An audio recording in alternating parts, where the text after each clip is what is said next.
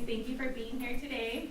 My name is Giovanna Castro. I'm the Director of Communications for the Chula Vista Elementary School District. We're actually going to get started a little early since all of our students and judges are here. Before we get started, I just want to remind you, if you are not following us on social media, please follow us. We'll be posting all of our photos, including the photos that we just took of all of our families, as well as the live stream of the program today. You can find us at CVESD News on Facebook, Instagram, and we also have a landing page on our website, cvesd.org/speech contest. So if you have family members that are not able to join us today, again, this will be live streamed online on our YouTube channel. Without further ado, I'm going to introduce Ms. Rochelle Carroll, who will give some instructions and reminders for the day. Thank you.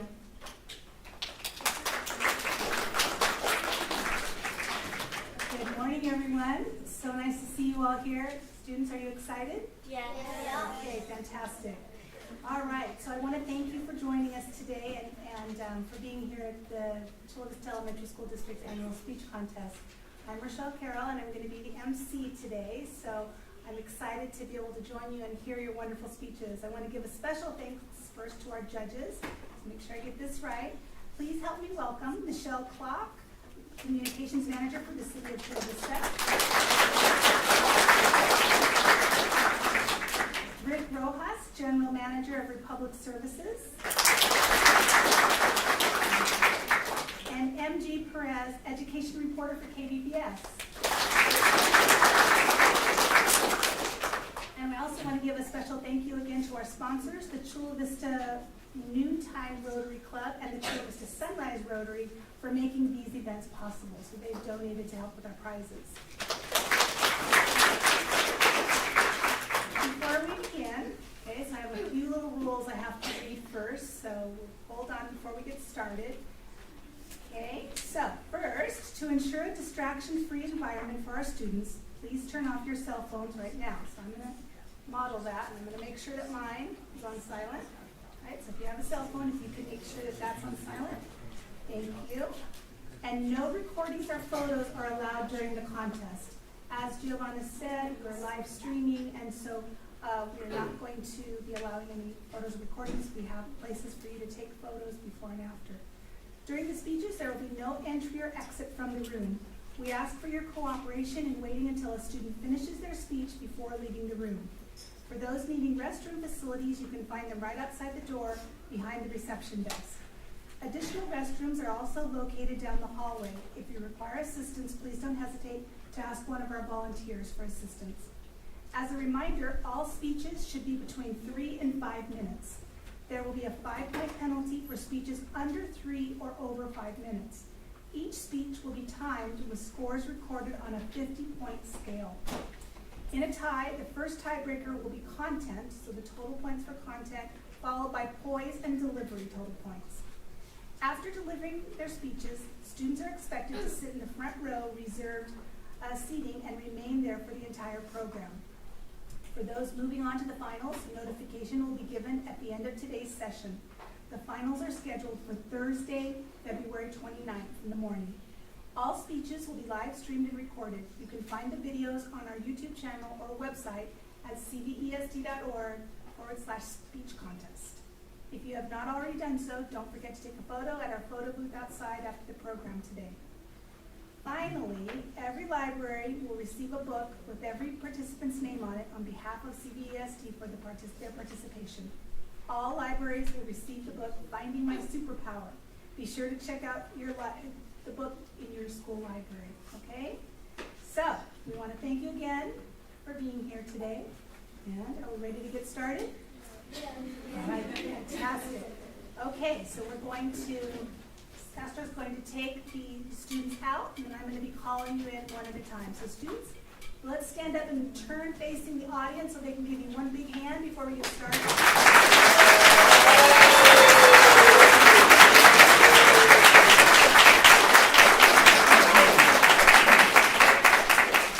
Fantastic. All right, students, if you'd like to follow Mrs. Pastor, she's going to lead you on out, and I'll be bringing you in one at a time.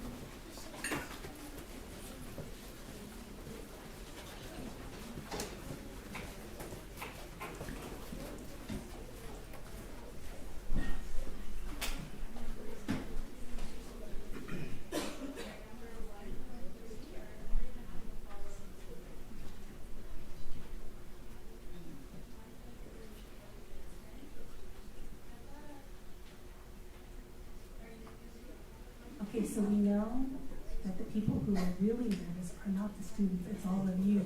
So I want everybody to take a deep breath. It's going to be a lot of fun, all right? Okay, we'll get started in just a moment.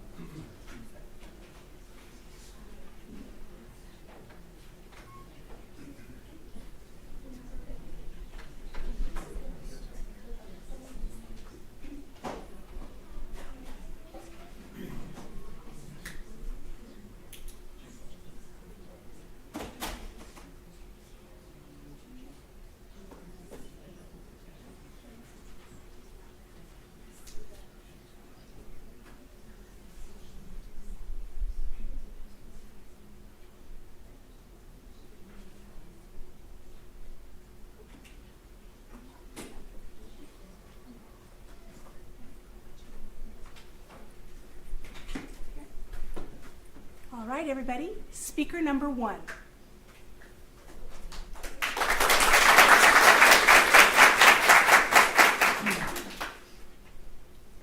I like hummingbirds. Hummingbirds are some of the world's smallest birds. Some are as light as a penny. They're super bright and colorful. Did you know a hummingbird is faster than a jet? It can beat its wings up to 80 times per second. Although small in size, it is very brave when it comes to protecting their food, family, and community. Although small, it is a true superhero. It dips, it darts, it zips, it zooms. No matter how big the challenge is, it is not afraid. It is courageous, for it is the hummingbird. I'm a 10-year-old girl, and I want to be bold and courageous like the hummingbird. The world is large and I am small, but my ideas are big. If I show the same boldness and courage as a hummingbird in the way I'm kind, the way I use my words, and the way I'm responsible, I can unleash my superpowers for a positive change, no matter how big the challenge is. First, let's talk about kindness. Kindness is a superpower that can make somebody's day better. Imagine if everyone used their kindness superpower every day. We could create a world where everyone feels loved and valued. So it's not just about being the smartest or fastest or having the most things. It's also about being kind to others. Just last month, my school and our district participated in the Great Kindness Challenge. We were challenged to do kind things all week long. We thanked people who helped us, we gave high fives to friends, and we invited new friends to play with us. My friends and I know about the superpower of kindness and use it every day on the playground. We invite new kids to sit with us at lunch. But kindness also happens outside of school. In my gymnastics class, I show kindness by helping younger students get better at cartwheels and handstands. From my experience, younger kids look up to us, and we need to show them what being kind is all about. I think if everyone used their kindness superpower, the world would be a much better place. So even though I can't fly or lift really heavy things, I know I have the superpower of kindness. Sometimes I wonder why people are rude and unkind. I hope to change that as I grow up. Second, let's talk about the superpower of our words. Positive talk and compliments make us feel good about ourselves. Words can help or they can hurt. Using positive talk and giving compliments can turn us into superheroes, but using negative talk and bad language can turn us into villains. Imagine if we all used our words to spread love and encouragement. We could create a world where everyone feels supported. Sometimes on the playground I hear kids using unkind words to others and sometimes even to teachers. I do not participate in this type of talk, and I use my words to stop negativity. Which we should lift each other up, not bring each other down. Our words are extremely powerful. Words can fix things. When someone is sad, a simple "I'm here for you" can make them feel better. And if there's a problem, using words to talk it out is a much better solution than getting in a fight. I believe that words can change the world. Imagine if everyone used their words for good. Now, let's talk about responsibility. Even though I'm only in the 4th grade, I still have lots of responsibilities. At home, I clean my room, do chores like folding clothes, and help my brother with his homework. Helping a kindergartner do homework is not easy. But he looks up to me, and I want to show him how to be a responsible student. At school, I am responsible for my behavior in and out of the classroom. I like helping my teachers and others at school, but responsibility isn't just about school stuff. It's about being a good friend too. And when someone needs help, a responsible hero is always there, ready to lend a hand. One of the coolest things about responsibility is being trustworthy. When you promise something, you stick to it. It's not just about the big things, it's about the little promises too, like promising to return a book to the library. When you're trustworthy, people feel safe around you. They know you won't let them down, and that's a powerful feeling. Being kind, the way I use my words, and being responsible are all ways I can change the world for the better. So let's all unleash our superpowers to make a positive change. Let's all be like the hummingbird.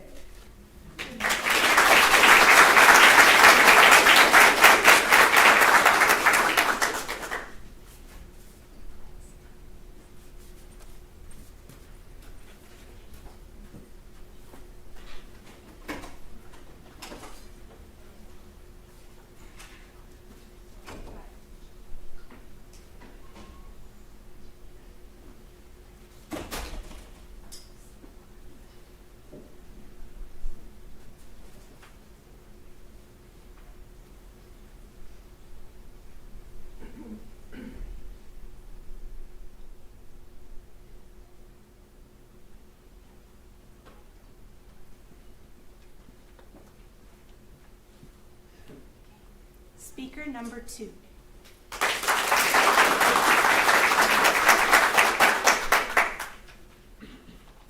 How do you think we can use our superpowers to make a positive change in the world? I do not mean those superpowers that you see in superhero movies.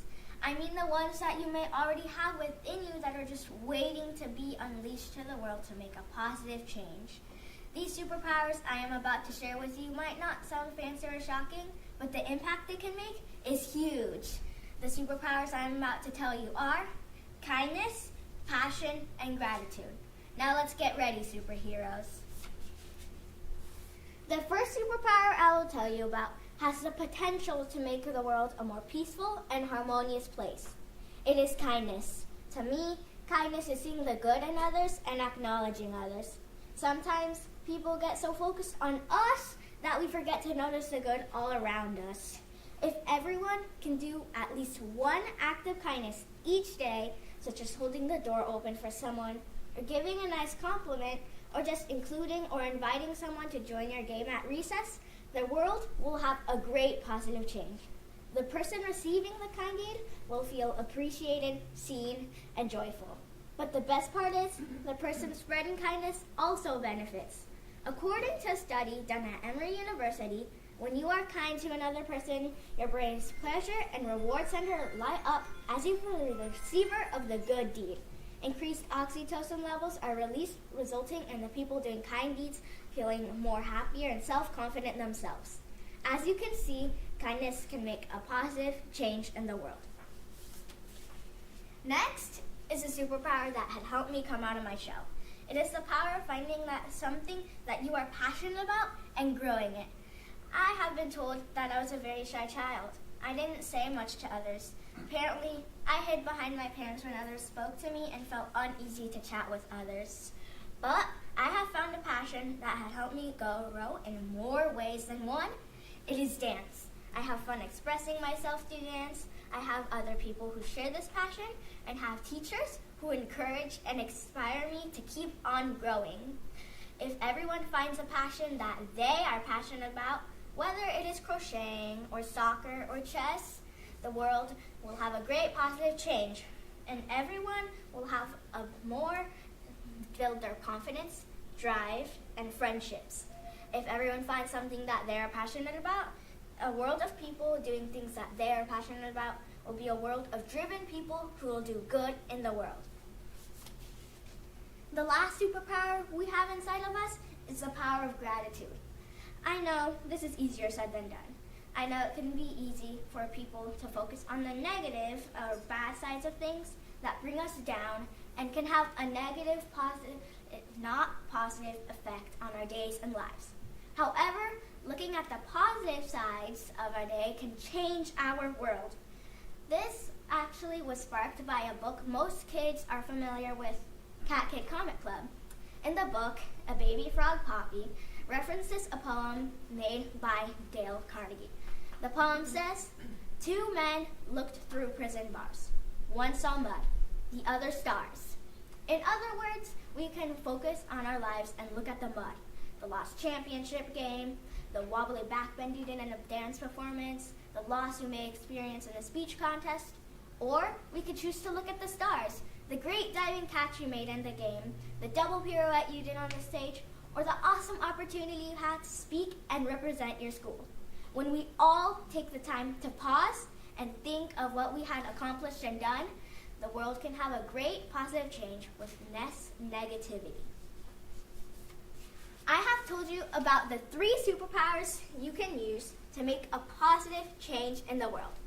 Kindness, finding your passion, and showing gratitude with a positive mindset can change our inside, and they are all inside us. Now it is up to you to unleash them. Thank you.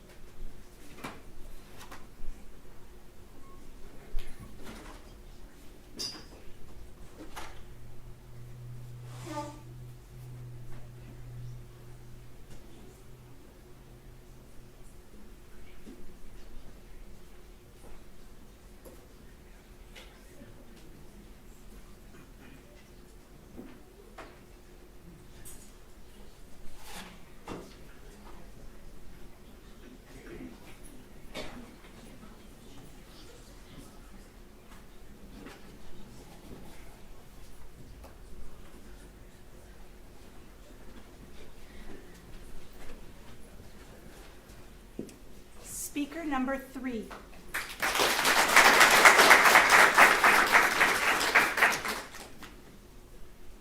A wise man, Nelson Mandela, once said, "You can start changing our world for the better daily, no matter how small the action." Well, I know you might be a little confused because I opened up with a quote, but today, my friends, we are talking about changing the world with our superpowers. So, say your superpower was kindness, then maybe you would pick up a piece of trash or help a friend. Or maybe your superpower is confidence. You would set an example for others. The superpower I'm going to be talking about today is confidence and how it can make positive changes. One superpower I think can change the world is confidence. One way I think confidence can change the world is when you're confident in someone else, they'll be confident in themselves. It will make them feel good that you had confidence in them.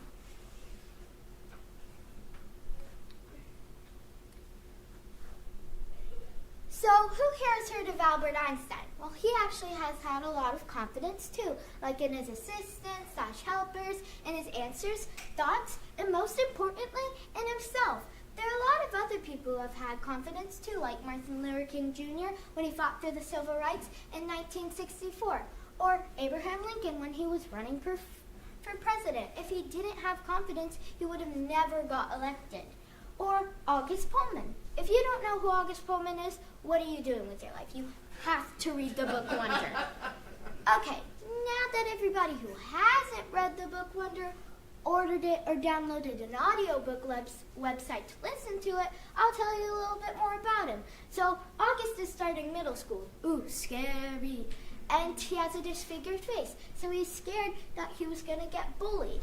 But he worked up the confidence to try. Yada, yada, yada, happy ending, like every other story. August and all these other people I've talked about are great examples of being confident.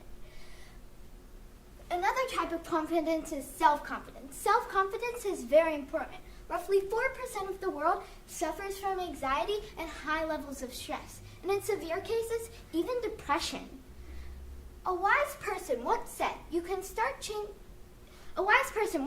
confidence is not, they will like me.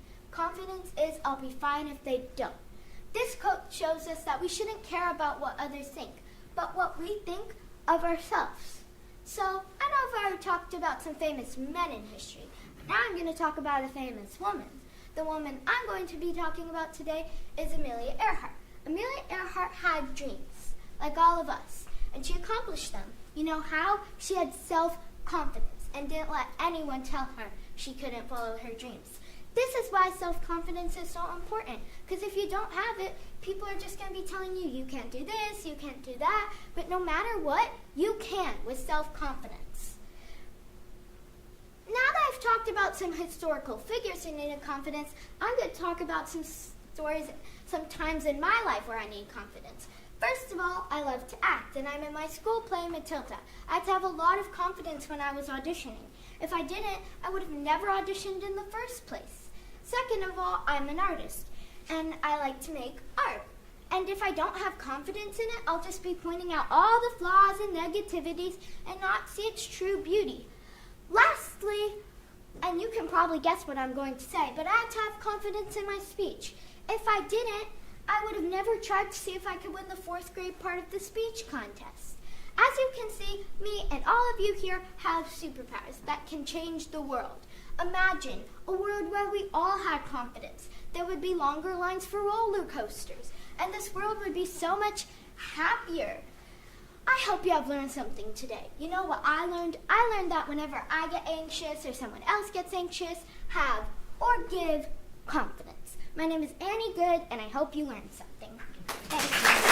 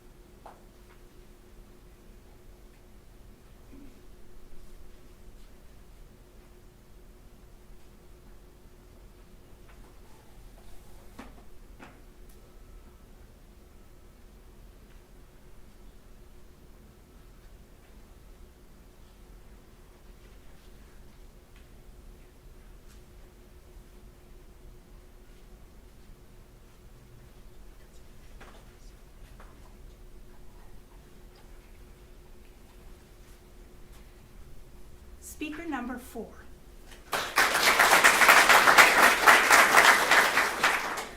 I am Jacob Fajardo. Nice to meet you, and it was great to see you.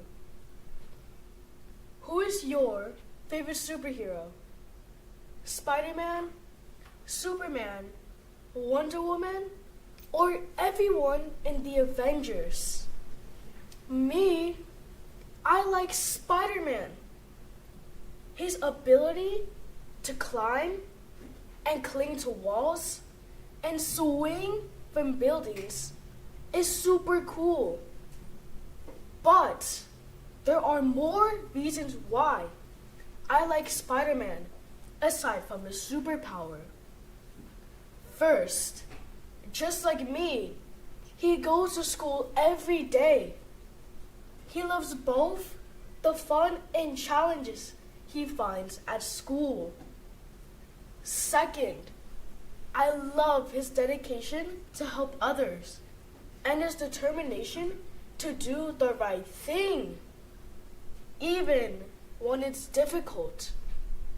Third, his relationships with his family and friends.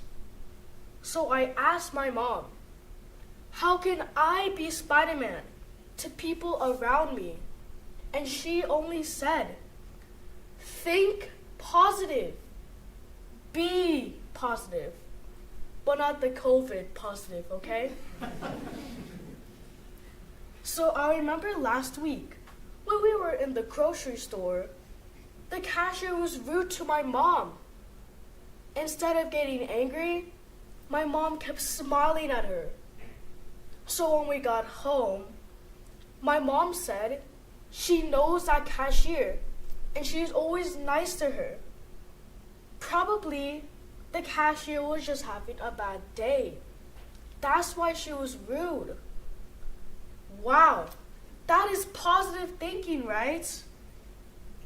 I did some research on positive thinking. I learned that positive thinking is an emotional and mental attitude that focuses on the bright side of life. There are many traits of positive thinking. First, being optimistic. Being optimistic means focusing on the good things in front of you. It may be difficult sometimes, but it's important to give it your best efforts instead of telling yourself you cannot do it.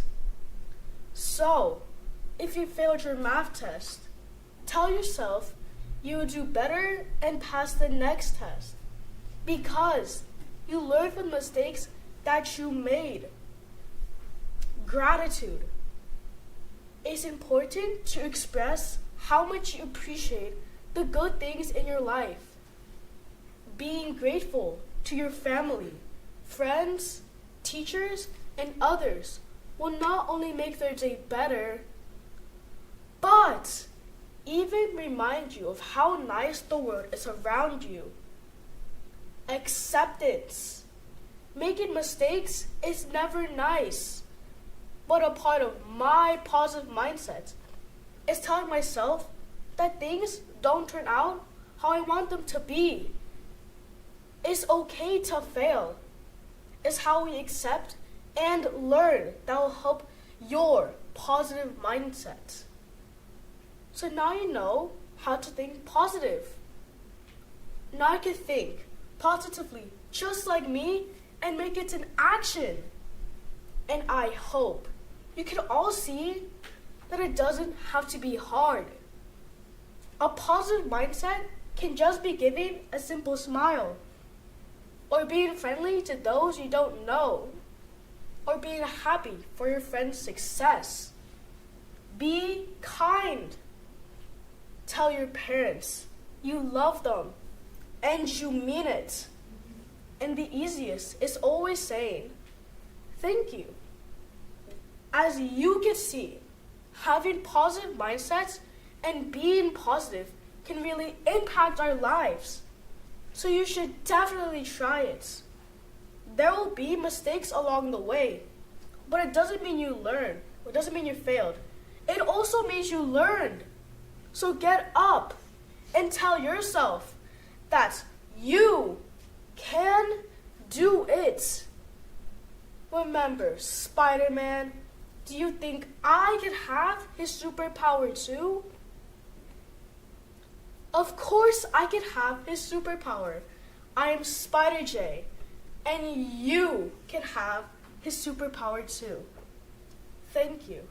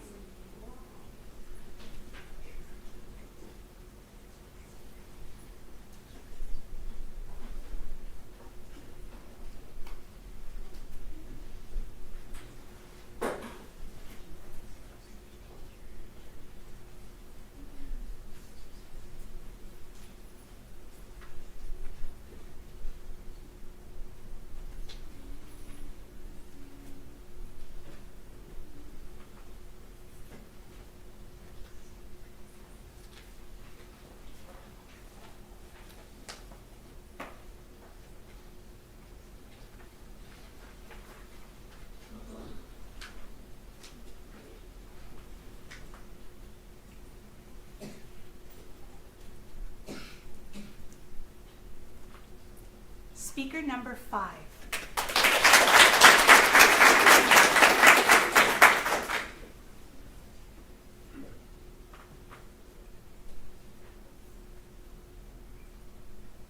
Have you been disrespectful before? Have you ever seen someone disrespect others before? I know I have. It's so heartbreaking to see this happening these days. School should be a place where all of us, students and adults, come together to create a place where everyone feels respected. Hi, my name is Julia Lagaria, and I need your help so we can use one of our most incredible human superpowers to make all schools a place for respect. That superpower is teamwork. Humans are not the strongest species. We're not the fastest or the largest. What makes humans special is our teamwork to accomplish goals. Today, I want to talk to you about using that superpower. First of all, let's talk about how we treat our schools. We all go to our school, so let's make it a nice and a beautiful place. According to the article Littering in Schools, they say, it's not just about throwing trash on the ground. It's a sign of disrespect. You don't pay the janitors. The school pays them. We need to start caring about how our trash flies away from our school and they go into the ocean, which leads to pollution and sea animals dying. The janitors are not supposed to clean up after you just because they clean around the school. It's their belongings. Let's treat the janitors and the buildings that they take care of with respect. Next, I want to talk about how we treat one another and unfortunately how some others feel when they're bullied. Bullying leads to mental health problems and depression. I've noticed that bullies are most likely to aim for a person who has less strength than themselves and will call them names or judge on their appearance. You may have heard someone say, "Did you see how ugly her dress is?" And notice how hurtful someone's words can be. They also pick on kids who are less capable of standing for themselves. I will never forget the first time that I was bullied. It felt horrible. I would get laughed at and teased at the things I was incapable of changing. This made me sad and bad about myself. And having someone experience this is just disappointing. If we all respected each other, it would be a great place. Like the golden rule, treat others how you want to be treated. Let's use our superpower to work together to make sure every school, to make sure everyone, no matter who they are or what they look like, feels respected at school. Lastly, let's use our superpower and behave kindly as Dr. Seuss says, "Today I shall behave as if this is a day I will be remembered." I notice that people have bad behavior when there's no teacher around or when the teacher's not listening. A common thing that people do most of the time is roast, which means talking back and saying hurtful things, which makes others get mad and feel sad. Whenever I see trash on the ground in school, see bullying, and someone not doing the right thing, it makes me question why they chose to do this. Why don't we all show respect? We should treat our school campus like our home. Being an artist, I'm creative and talented. So I would make posters saying, "A for the bin, not the floor." Treat others how you want to be treated, and also do the right thing even when no one is watching. What would your poster say? Think about how fantastic, clean, and organized all schools would be if we could all work in this together. Thank you.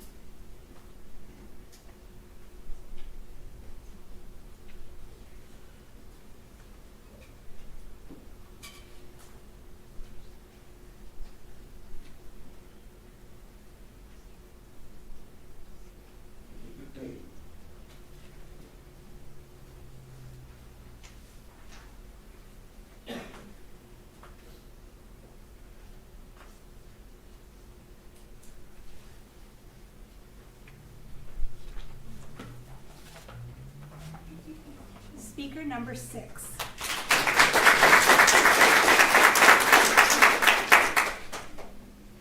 Have you ever wondered if humans have superpowers? Well, even though in your mind you might be thinking you don't, you actually do. And we might not have the ability to fly, teleport, or shoot webs out of our wrists. We do have the ability to be kind, encouraging, and understanding to not just people, but to the world. Hello, my name is Valentina Erce, and I will be sharing with you on how we can unleash our superpowers for a positive change. And now you might be thinking, what is kindness? Kindness, as defined, is the quality of being friendly, generous, and considerate. Being kind to someone not only puts a smile on their face, but makes them happy. And this happiness is what makes us kind. So this means that this positive cycle will go on, and this can only stop if we stop using our kindness. But some ways we can continue this cycle is by standing up for someone if they were being bullied by other people. You could give a helping hand to someone if they don't know how to do something. This could be as simple as helping someone with a project, or maybe even a stunt, or an act they might need to do for a play. Because sometimes the smallest acts of kindness can have a bigger impact on our world. The power of encouragement can help lead the way for a positive change. The power of encouraging can help people believe in themselves. And you might think it is easy to be encouraging, but this is not as easy as it may seem. Because in order to encourage someone, you need to have the ability to empathize with others. This will make it easier for people to see what they are capable of. For instance, standing here right now is not as easy as it looks. But with the help and encouragement of my family, I was able to be in front of you today. For this reason, one should always be encouraging towards friends and family. Lastly, the power of understanding. This power is very important because to understand one another can lead to peace rather than conflict. When you're understanding to others, you're demonstrating your respect. Throughout my life, I have been understanding towards my friends and family. I have 2 sisters, and if there's something I've learned, is that we don't always get along. But however, when we are understanding and respecting of each other, we end up surviving the day. So when we listen and show we understand, people can realize that you care for what they tell you. And this can help make a path for a positive change. So when we use our superpowers that are in each and every one of us, we can unleash a world of positive change. After all, being kind, encouraging, and understanding towards others doesn't cost a thing. So for this reason, I plan on unleashing my superpowers to change the world in a positive way. Thank you.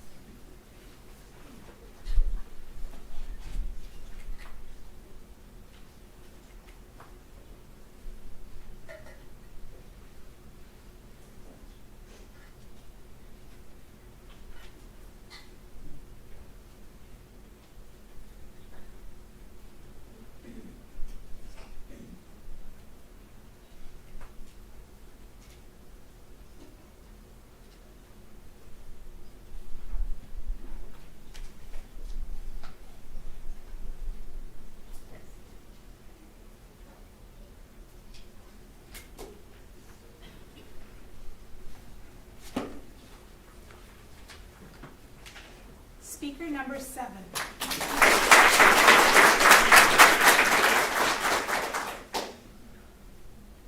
What if homeless people never existed? Does that sound like I want homeless people to disappear? No, not at all. What I mean by that is if they were off the streets. I care for them because sadly, some people have unfortunate lives and they end up homeless. Hi, my name is Elijah Cletus and I am a 4th grader at Casillas Elementary. If my superpower were persuasion, I would help the homeless by giving them food, by building shelters that provide good hygiene, and building homes so they have a place to live. I really want to help them. First, I will persuade people to help the homeless by giving them food and blessing them. According to Feeding America, 149 billion meals worth of food go to landfills. If I was homeless, I would really appreciate this because it gives you. When I see a homeless person, I beg my mom to buy them food. I have given out hygienic items, drinks, and food. Sometimes it's a blessing because they don't always get food. How I know it's a blessing is because they'll say God bless you, and we always say it back.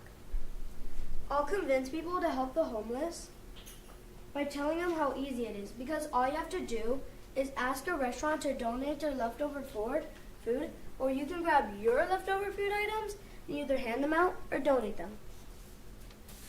The second way I will persuade people to help the homeless is by building shelters that provide good hygiene, like sinks, showers with warm water and soap, toilets with toilet paper, and hand sanitizer.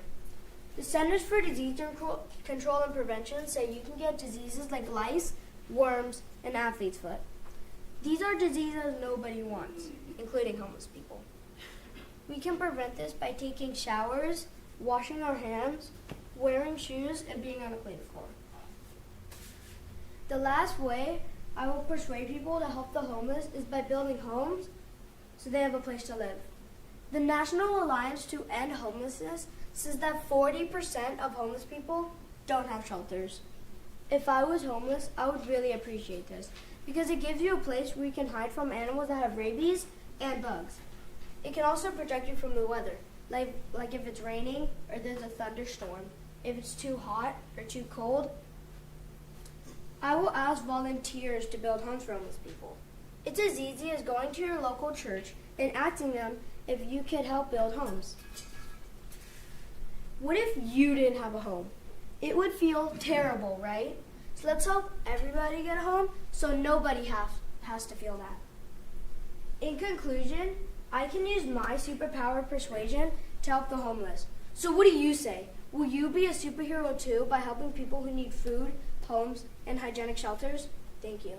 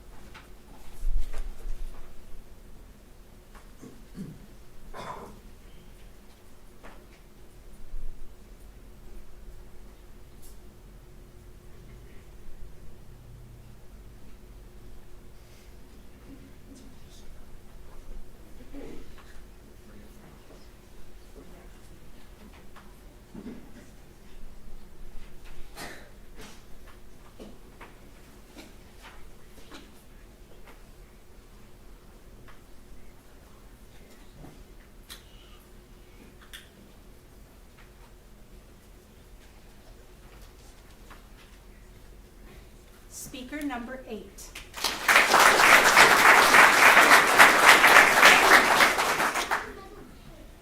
Hey guys, what do you think of when you think of superpowers? When I think of superpowers, I think of the Marvel Avengers, like Iron Man. His super armor gives him superhuman strength, and also Thor, who has a lot of powers like strength, longevity, speed, and thunder power. And there's also Hulk, who has other powers, but his most known is superhuman strength. When they combine their superpowers, they can save the world as the Avengers. Let me tell you more about superpowers. Sadly, not the Marvel kind, which are out of this world. I'm talking about the superpowers that you and I possess. So some superpowers are like those that align with our school's Montessori awards, which are motivating, admirable, tenacious, skillful, unique, respectful, and innovative. I know some of you received a Montessori award to celebrate your superpower. I'd like to tell you how using your superpower can change someone's life and possibly the world. I'll talk you through 3 you may have. The first is generosity. Generosity is the giving of your time and resources more than what is necessary. Some examples are giving a few bucks to charity or giving your brother or sister time and attention. What effect can this have? This can change someone's life by letting them buy something nice or letting your brother or sister know that they are important to you by spending time with them. The second is kindness. Kindness is a huge superpower because kindness is being friendly and considerate. Some examples could be as simple as making and delivering sandwiches to shelters for the homeless or giving a compliment to somebody who is having a bad day. How can this change the world, you ask? This can change someone's day by giving them a nice lunch or lightening up their day a little bit if they're feeling sad. The third is teaching. Teaching is a huge superpower because it is a combination of patience, motivation, and skillfulness. And what's a great example of a wonderful teacher? Miss Brontuis. Just like Miss Brontuis, all teachers care for each student and their education, and they can also help us when we're going through hard times. What effects do our teachers have on us, you ask? Our teachers help us grow into great adults who can be successful, knowledgeable, and potentially become teachers too. Now I would like to tell you some of my personal superpowers. They are kindness, thoughtfulness, and reliability. Kindness is my first superpower. Kindness is simply being nice to people. Here are some examples of how I use kindness in my life. When my dog Slingshot can't find his bone, and I can tell he's getting worried, I stop what I'm doing and I search to find his bone for him. After it, he feels better. Another example of kindness is when I'm playing on my soccer team. I encourage my teammates throughout the game to play their best, no matter what the score is. Thoughtfulness is my second superpower. Thoughtfulness is being considerate of the needs of others. My personal examples of thoughtfulness are during dinner time when my parents are still sitting at the table and they've already finished their meal. I pick up their plates and put them in the dishwasher without being asked. Another example of being thoughtful is when we are all outside playing games at recess. We should make sure that everyone gets a chance to feel like they are included. Reliability is my final superpower. It is being consistent and trustworthy. An example is when someone asks me to do something. I do it immediately. Like when my mom asks me to take the trash out, she doesn't have to ask me twice because I will already have it done. Another example is when I'm on the soccer field. My coach knows that he relies on me to be a leader, so he always asks me to communicate with the team, and so he wants me to communicate with the team and show others how to complete a drill he wants us to practice. As the Marvel Avengers do quite often, if we put our superpowers together, we can create a better world for you and me. Now I know how I'm going to use my superpowers. Now how are you going to use your superpowers to change the world?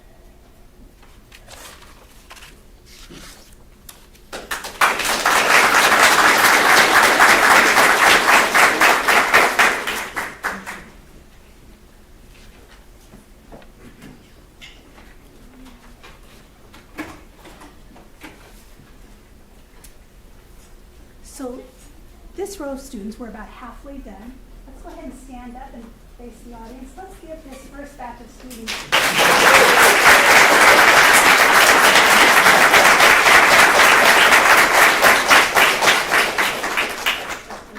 What incredible speakers you have. Great job with the students.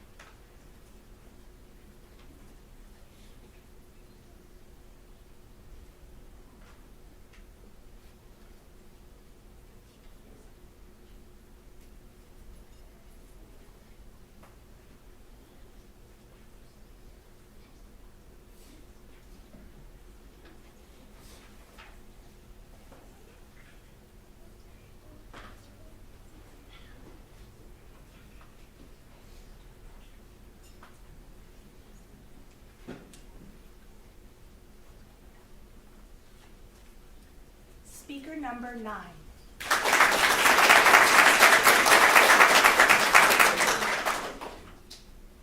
Hi, my name is Melody Berry, and it's an honor to be here representing Veterans Elementary.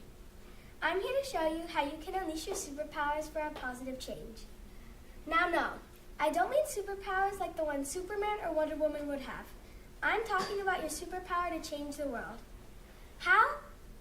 Well, what if I told you that the superpower I'm going to talk about is one that we all have, but you have a choice to make if you want to unleash it? Think about it. Everyone starts out the same, but you choose what to do with your life. You could choose to be an ordinary person, or you can make history. The truth is, there are so many different ways we can unleash our superpowers for a positive change. But I think that one of the best ways is being kind. Kindness means the quality of being friendly, generous, and considerate. Think back. When was the last time someone was kind to you, and how did that make you feel? When was the last time you were kind to someone, and how did that make you feel? I bet it made you feel pretty great both times, right? Being kind is something we all can do. Have you ever heard the story of how famed novelist Jane Austen almost died? If not, it goes a bit like this. In 1783, Jane and her sister were headed to be tutored at their cousin's house. But while they were there, they both sadly caught a fatal disease called putrid sore throat. Jane's cousin immediately wrote a letter to Jane's mom so that she could come with herbs to heal her daughter. Without the kindness of Jane's cousin, Jane would have never gotten to show off her amazing talents to this world, and to this day, we can read her novels for centuries to come. Last year during recess, I had a hard fall. Most of my friends know I'm pretty clumsy, and my mom tells me that I get it from her. When I fell, I felt really sad and embarrassed, but do you know what happened next? A lot of my friends came to pick me up and bring me to the nurse's office. And when I came back, I felt happy and excited to try the monkey bars again. That simple act of kindness made me feel happy and loved, excited, all at the same time. Once there was a wise man named Mr. Rogers, and he said that there are 3 ways to ultimate success. The first way is to be kind. The second way is to be kind, and the third way is to be kind. I completely agree with that. What are some ways you can be kind? Well, for starters, you could pick up trash during your recess or break time. You can help your parents with chores around the house, and you know that they'll love that. You can be a good listener. You can write a note or leave a letter for someone to find, just like what Jane's cousin did. You can donate food or toys to the less fortunate. You can just flat out smile. Fun fact, smiling releases endorphins that help calm and relax your brain. Let's try it. Turn to the person next to you and smile. Great job. Being kind is doing something as simple and as easy as smiling. I hope I've encouraged you all to be kind to yourselves, your families, your friends, strangers, and even those who are not so kind to you. Being kind may not always be easy, but it is always the right thing to do. I hope that you will unleash your superpower of kindness every day and help make this world a better place. Thank you for letting me for this opportunity.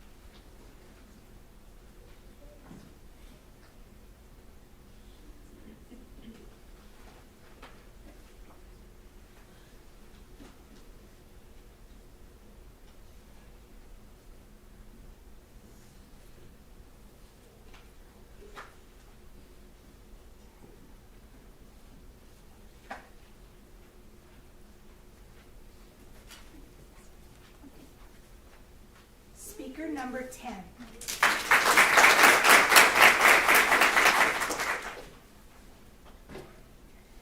Good morning, everyone.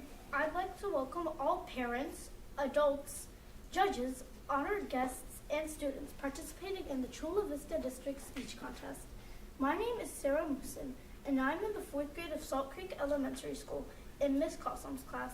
This speech is dedicated to answering the prompt, how can we unleash our superpowers for a positive change?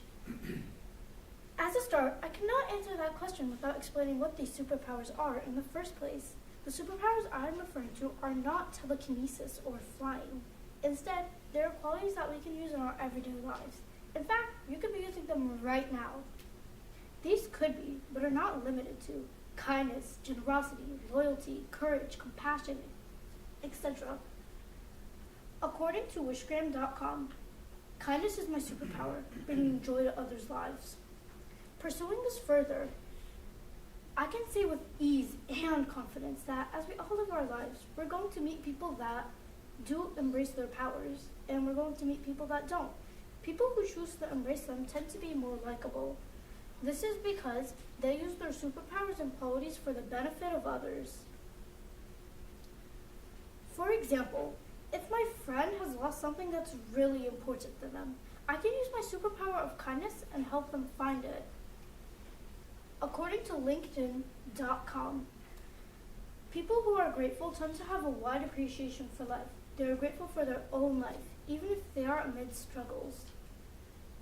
Even so, we may meet people who don't appreciate their powers and use them to harm others or cause so many consequences. These people are people who choose to not embrace them. Unfortunately, there are a lot of people like this. For example, if someone asks me how they look, I can't tell them that they look ugly. That's using my power of honesty for the worst. That would be really, really rude. If the truth is unkind or unjust, don't say it unless it prevents someone from using their powers unwisely. Concluding my speech, you can infer that superpowers are ordinary qualities in our lives. Using them for the betterment of others is a smart choice to make, and choosing not to embrace them is not quite an excellent choice. I have taught you how to unleash your superpowers for a positive change. Now it is time for you to do so. Thank you to all who have come here to listen to me and other competitors' speeches. Have a great day.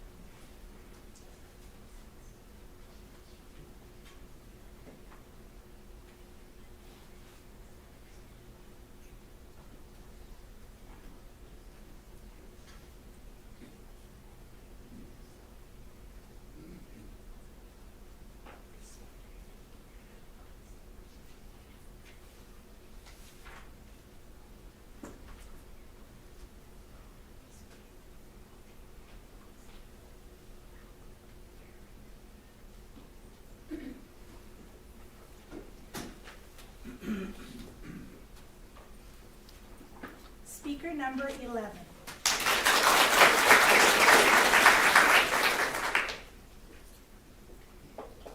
Good morning, all respected judges and everyone present here.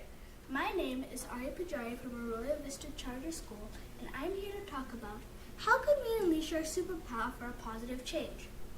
Well, In a world that is full of uncertainties and challenges, the concept of having a superpower feels like it's only possible in comic books and Marvel movies. But let's imagine a world where it is possible to have a superpower. Now, since it's my time to speak to you on this topic, let's talk about time itself. In the morning, my mom comes in and says it's time to wake up. Then before I know it, it's time to go to school. Then time decides to really slow down till it's time to go back home again. This way, I feel like time has this weird control over all of us. Now, I want you to imagine a world where we have the ability to control time, a force capable of shaping our destinies and altering reality itself. One of the most pressing concerns our world is facing today is the environmental crisis. Our world is getting warmer by the day, and we are contributing to this by an increase in pollution and putting trash in our oceans. The power to control time can be used to reverse the effects of environmental damage. Imagine being able to go back in time to prevent deforestation, reduce the impacts of climate change, and undo the damage caused by pollution.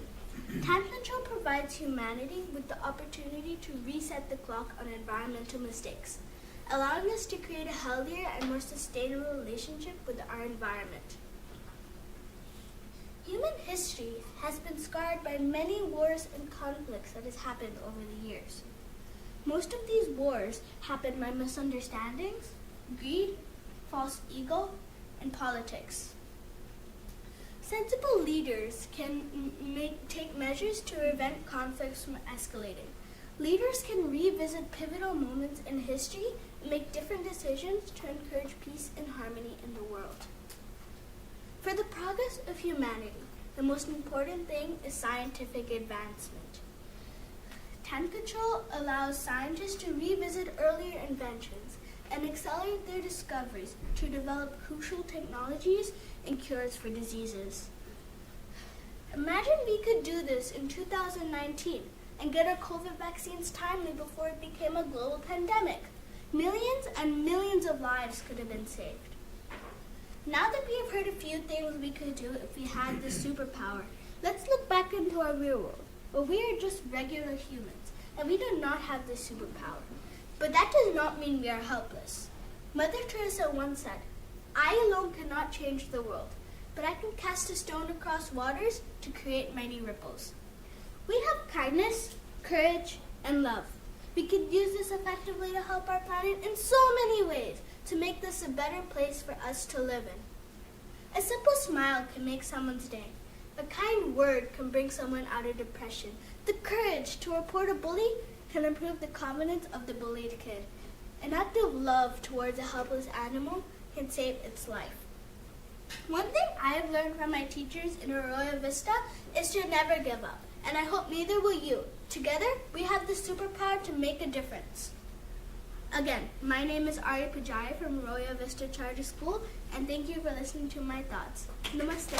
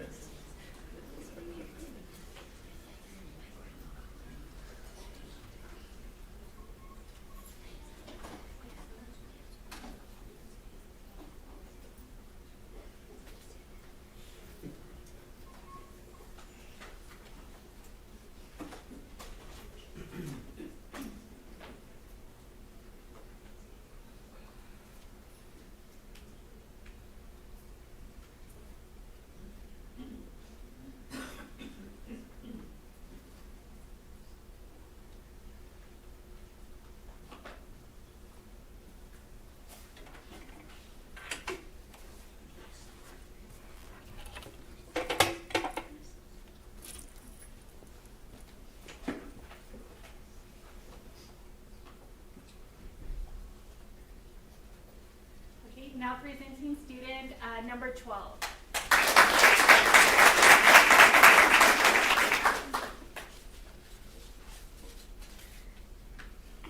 Hi, my name and today we'll be talking about how we can unleash our superpowers for a positive change.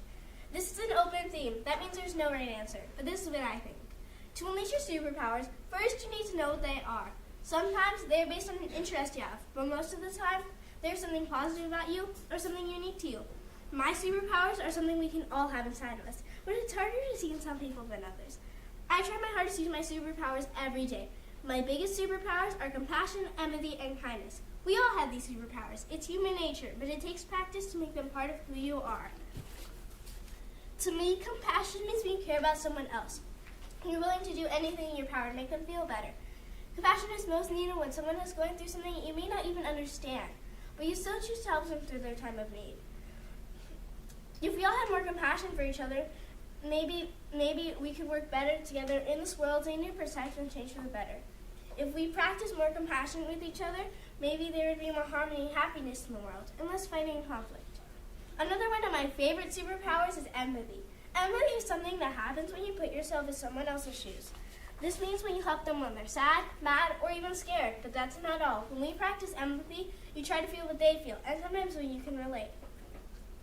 We can use empathy and compassion when we feel that there's a problem around us. For example, when people are suffering because they need a roof over their heads or don't have enough to eat. Last year, during the big rains, I experienced something I will never forget. I was driving through San Diego and I was in Mission Valley when I saw all of the homeless belongings just floating in the water left by the rain. It made me feel like my heart was going to fall into my stomach.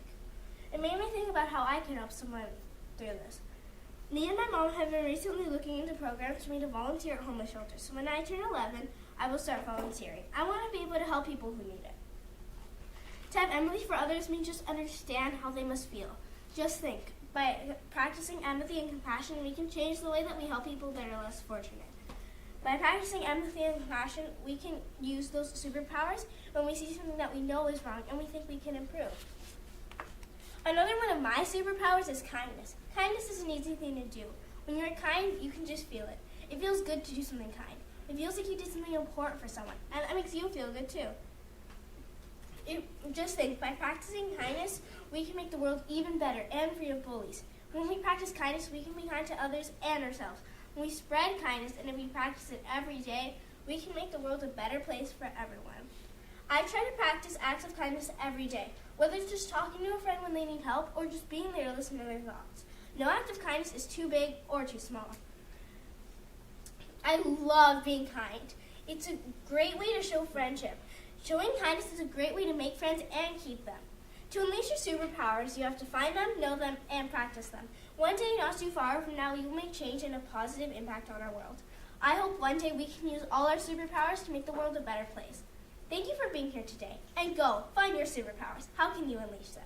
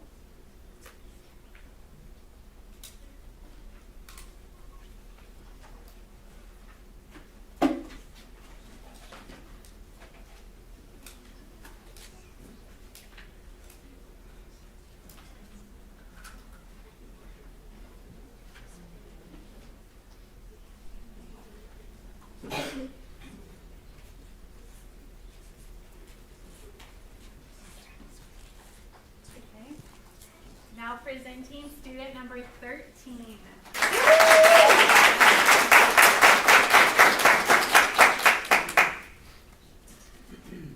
Have you ever walked on a beach, a park, or anywhere and you see thousands of pieces of trash, garbage, debris, rubbish, junk, dust, and truck sewage, and you're just sick and tired of seeing people littering?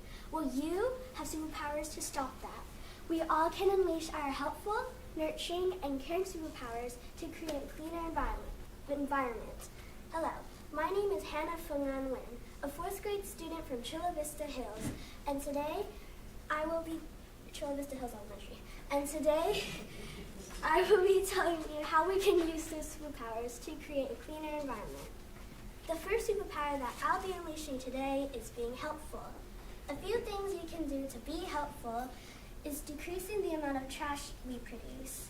According to the National Oceanic and Atmospheric Administration, you can also be helpful by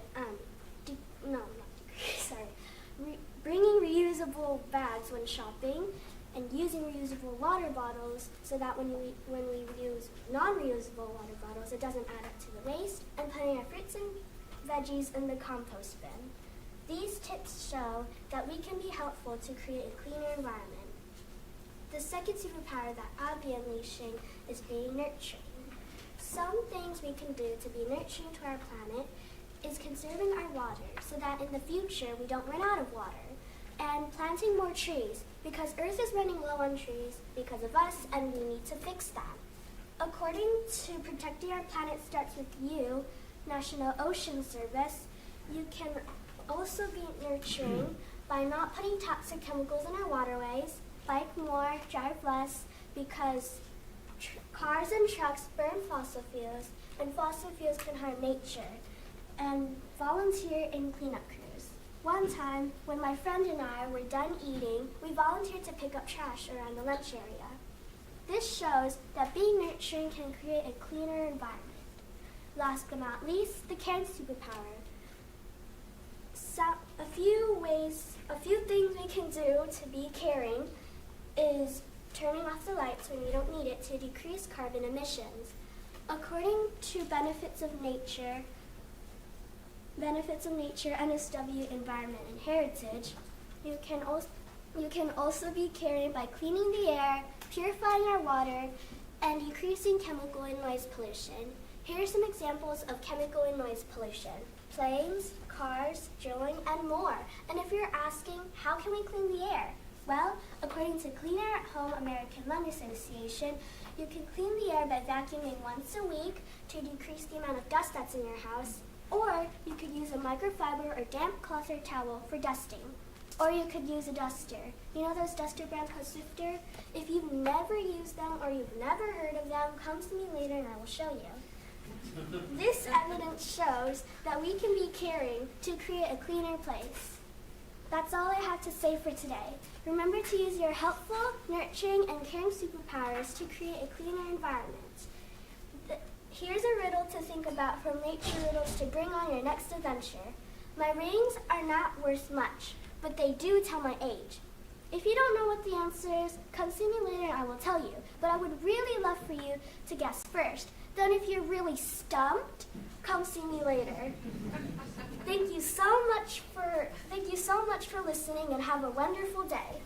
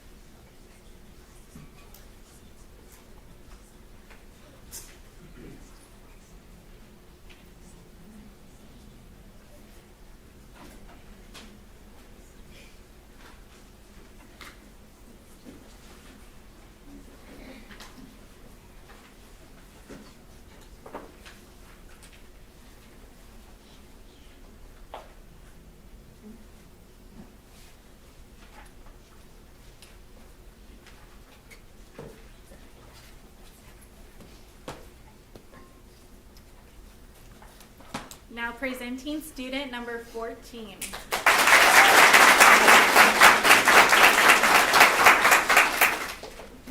Hello, good morning. My name is Aaliyah. I'm going to tell you about my positive change that can change the world. And that is to plant more trees when one is cut down. You're probably thinking, it's impossible to change the world. How are you going to do it?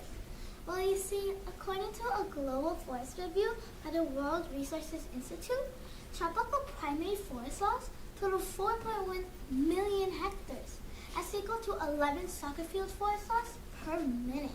Pretty sad, isn't it? Well, wipe those tears, because I'm going to stop people from cutting down that many trees. Here are some ways that I can do this. The first way to make this change is to start small. We can tell people to stop cutting down trees. I can do this by setting up a program at my school. This will include kids going around neighborhoods, parks, or even markets, telling people to be aware that so many trees are being cut down that they don't even know that that's what keeps us alive. And it's not just us that it's hurting. When people cut down trees, they're hurting the natural habitats for some animals. This is one of the reasons why we should save the trees. Another reason to help save the trees is to clean the earth. That way there's more spots for them to grow, and they can grow out in peace because they have a clean earth. The superpower I need for this is courage. Why courage, you ask? Well, you see, it's very, very scary to change the world. But once you do it, it's not so scary anymore because I have courage. So stand with me and show me some love. Another way to make this change is to take only what I need. We take so much from the earth that it keeps getting destroyed. But what do we give back to it? Another superpower I need for this is to be considerate. Yes, being considerate means only having what's needed. For example, if I have too much candy after Halloween, I'm not being considerate of my health or my body. One way to be considerate to the trees is to go paperless for our utility bills. Get them electronically instead. Another way to make this change is to set up fundraisers. You can sell brownies, candy, canned food, or even sell popsicles. I can do this by asking my school for their support. But don't eat these sweets. This is all for saving the trees. It's going to be tough, but if I'm strong, I can do this all. Are we at the end already? Oh well. My final question I want to ask you is, what superpowers will I need to do this all? Do we need to have muscles? No. Do I need to be invisible? No. I already told you. You have to be strong, be considerate, and have courage. But the last superpower I need is very important. I have to have positive thinking. If I have positive thinking, I can do this all. I can change the world. I can do anything. In conclusion, I hope my speech helped you find your superpowers and your way to change the world. And this, my friend, is how I plan to change the world with my superpowers. I'd like to thank my mom, my brother, and my dad, and my teacher for showing the support to come here. Thank you.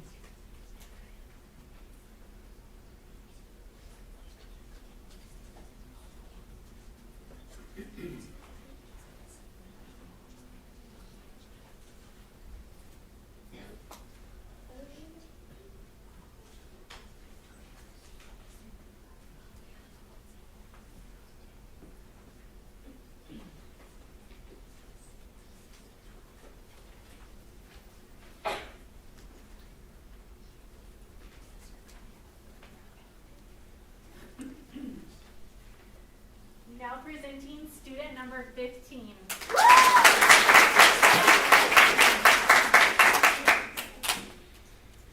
How can we unleash our superpowers for positive change? Hi, my name is Saltanaya from Olympic View Elementary, representing 4th grade. And my superpower is that I am super loud. Do you like loud people? I like loud people because I am a loud person. A loud person is heard, understood, and creates action. Throughout history, speech has united people towards change. You may be wondering how. Well, I'll show you how. I use my voice for those who cannot be heard by standing up for them and standing up for their own rights.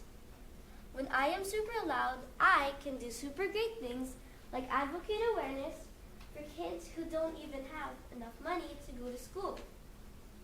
I make sure my voice will be heard so that those kids can have a better education, life, and choices.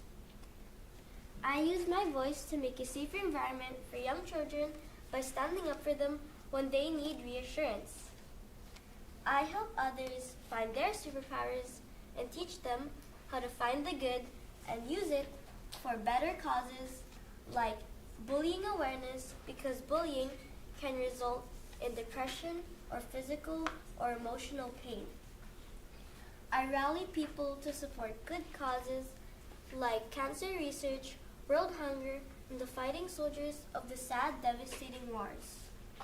When I was younger, during the pandemic, my family helped other communities in need by giving them food, clothing, and other necessary products.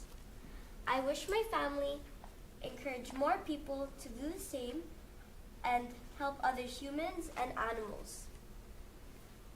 Using my super loudness, I'll demonstrate good character and lead the way just like how my amazing school taught me. I will tell people about my culture and share my country, the Philippines, to everyone, and tell them about all the superpowers the heroes of the Philippines have. For example, our national hero, Dr. Jose Rizal, was brave. He was loud and even louder to free the Philippines from 303 years of Spanish colonization. Wow, crazy, right? Dr. Jose Rizal wrote books that encouraged nationalism and celebrated sense of unity. And that's why I am proud to be Filipino. I will shout to the people of the world to never give up, be strong, live a long, positive life, and spread the word of hope from Martin Luther King to lead people towards peace. Sometimes, kids don't have enough confidence to speak up, and this leads to their ideas and all the amazing things that they could have done or improved not being heard. You don't have to be alone. People like parents, teachers, and doctors are here to help. Or your inspirations. My inspiration is Taylor Swift because she inspired me to be creative and be vocal. Thank you for listening. My name's Stella, and I'm loud, proud, and not afraid of a crowd.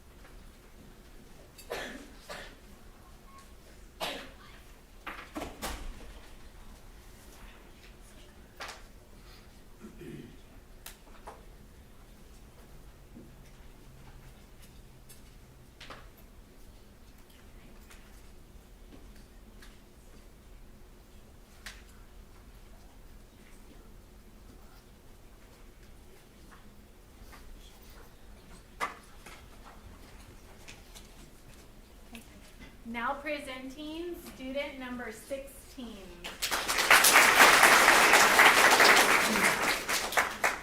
Kindness is the only service that will stand the storm of life and not wash out. It will wear well and will be remembered.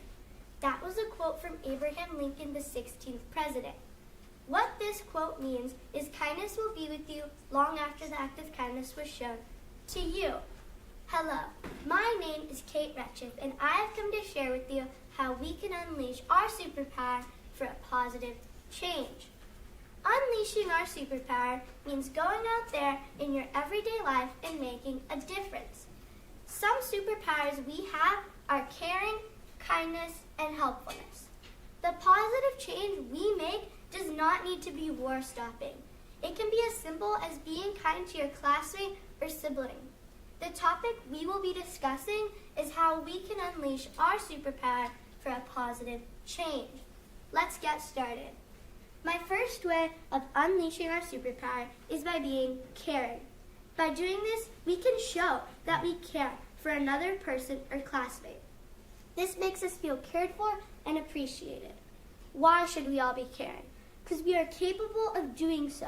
It can be that easy. You, making the choice to use one of your superpowers for a positive change. The positive change I think we would see is less conflict.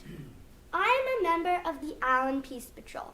Our job is to help our fellow students solve their conflicts peacefully. When students see us, they think of how we care for them and support them in solving their problems peacefully. When a student is caring or considerate, it makes the person rethink their unkind actions in the conflict, disagreement, or problem. In addition to being caring, we can also be kind. Why should we be kind? As Taylor Swift once said, I always aspire to be really nice to people, to be kind. Why do I think we should be kind? Because kindness is like a boomerang. It always comes back to you. When we do our small, everyday acts of kindness, people aspire to do the same. Kindness is a big thing made of small choices. This means that our small, everyday acts of kindness will turn out to be large or make a large difference. I am a gymnast. At the end of each class, we do something called shout-outs. Shout-outs is a time when we come together and share compliments. For example, a coach may recognize you working hard on your skills. They will share a kind word. How does this help? The kindness motivates you and encourages you to try your hardest every day. My last reason I will be discussing is helpfulness. I would like to start by saying you should help people even when you know they can't help you. I would like to explain this a little more. If you see a person carrying a ton of stuff, you should help them. You know that they may not be able to help you carry your things or hold a door open for you. You do it because it's the right thing to do. Did you know that scientists are actually studying the impact of helping others? According to NPR, right now at UC Berkeley, there is a study called the Big Joy Project. The Big Joy Project is when people are asked to commit to daily micro acts of helpfulness. One example the study shared was visiting a sick neighbor. People who do these micro acts of helpfulness experience about a 25% increase in emotional well-being over the course of a week. In conclusion, we can unleash our superpowers of caring, kindness, and helpfulness for a positive change. The positive change we will see will be like a snowball. It will start off small with our everyday choices. But before we know it, it will be huge. So come on, let's try. My name is Kate Retchiff, and I believe in us, all of us. Thank you.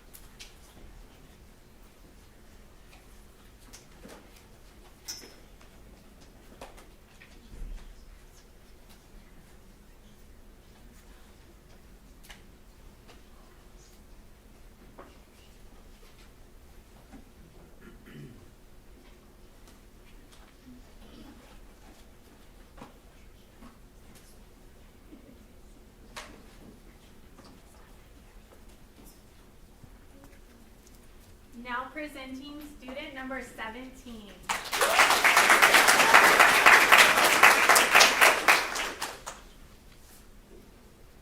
How can we unleash our superpowers for a positive change? AI has taken over many things in the world, but have you ever thought of what it would lead to in the future? Today, I will talk about AI and the digital divide. The superpowers needed to solve this problem are leadership and organization. What is AI? AI is technology that can replace human intelligence in certain jobs. For example, AI replaces drivers with self-driving cars. AI replaces housekeepers with cleaning robots. AI replaces factory workers with robots. AI replaces writers with technology that can generate scripts. And AI replaces encyclopedias and Google with virtual assistants like Siri. Now that you know what AI is, what would this lead to in the future? AI will potentially replace less skilled workers and increase the skills needed to use AI. According to a Deloitte study on AI in the workforce, about 71% of adopters report that AI technologies have already changed company job roles and necessary skills. And 82% believe AI will lead to moderate or substantial changes to job roles in the next 3 years. Because of this, in the future, the jobs will either be making AI or using AI. So in the future for kids, they will either have to know how to use AI or know how to make it.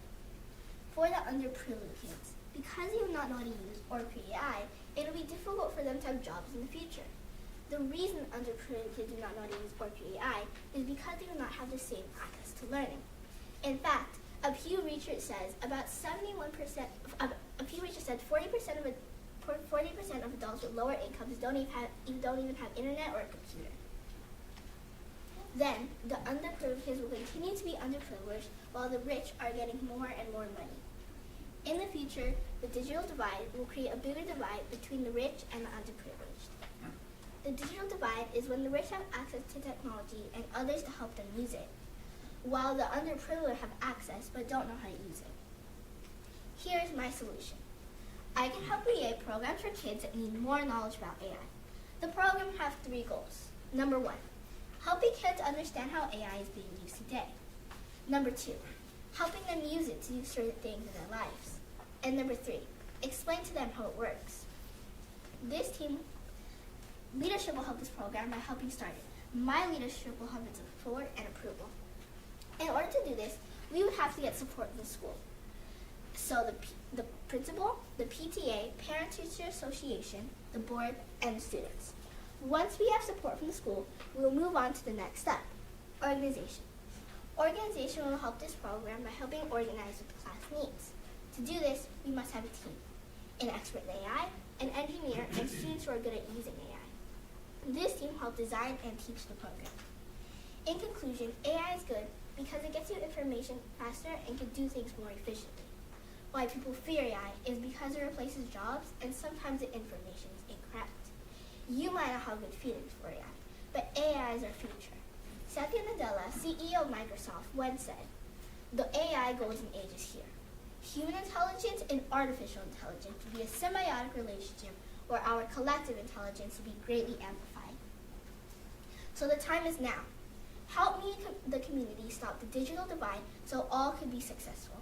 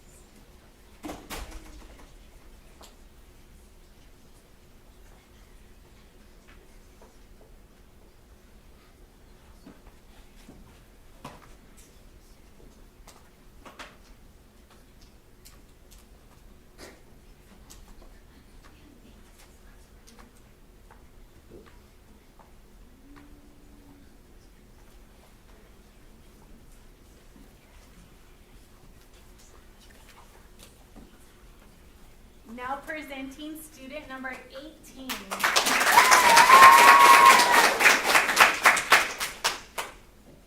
Hi, my name is Juliana Romero. Okay, raise your hand if you would like to have a superpower as soon as you wake up tomorrow. It can be anything. Yes, I know what you're thinking. I also wish I could be telepathic and have invisible powers too. But do you all know we have superpowers? Today, I'll be sharing with you different ways we can make a positive impact in our community and our environment. One way we can have superpowers is to spread acts of kindness amongst ourselves. Some examples are lending a helping hand, giving a positive compliment, sharing, and also setting a good example in the classroom by being helpful and respectful amongst our teachers and our fellow classmates. One way we can have superpowers is to show acts of kindness. It could be something simple, like me and my mom went to Starbucks, and my mom wanted to make someone's day. So, she paid for the person behind us, and sure enough, that person was not only surprised, but grateful for my mom. And that's just one way to show kindness. Also, I went to the store with my dad, and he saw an elderly man struggling to put some things in his truck. So, my dad quickly went over to help the elderly man. Something so simple can make someone's day, and that's just a couple of ways to show kindness. Lastly, kindness comes a long way and makes a difference in our community. Being good towards people for no reason doesn't cost anything. It generates positivity within oneself. For example, we hear often how people can be bullies and say and do hurtful things. This is where we can demonstrate kindness instead of being unkind to a bully. Maybe we can demonstrate kindness so that maybe it can make a change in them. I always go by, treat people how you want to be treated. Another way we can demonstrate our inner superpower is to show how important taking care of our environment is.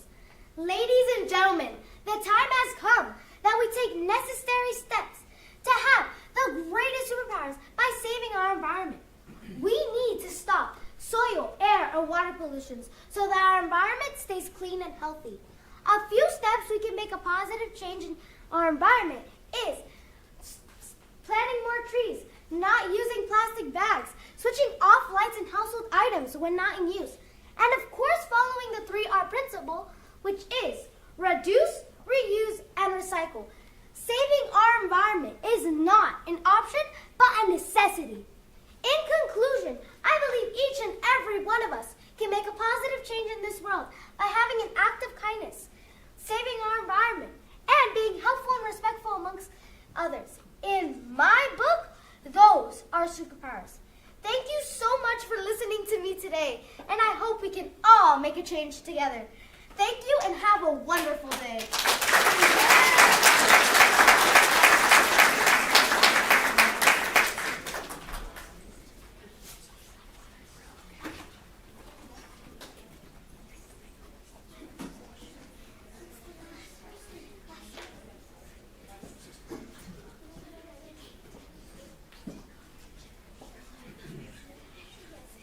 We have one more student, okay?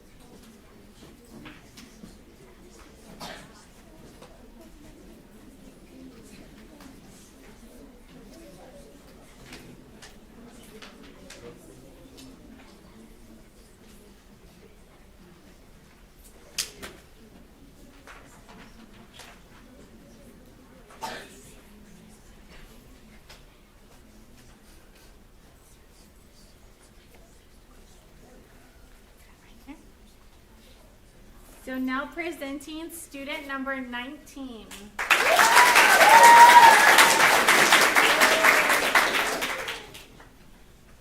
When you think of superheroes, who do you think of? Spider-Man? Superman? But But what makes them super? Their superpowers? Wrong.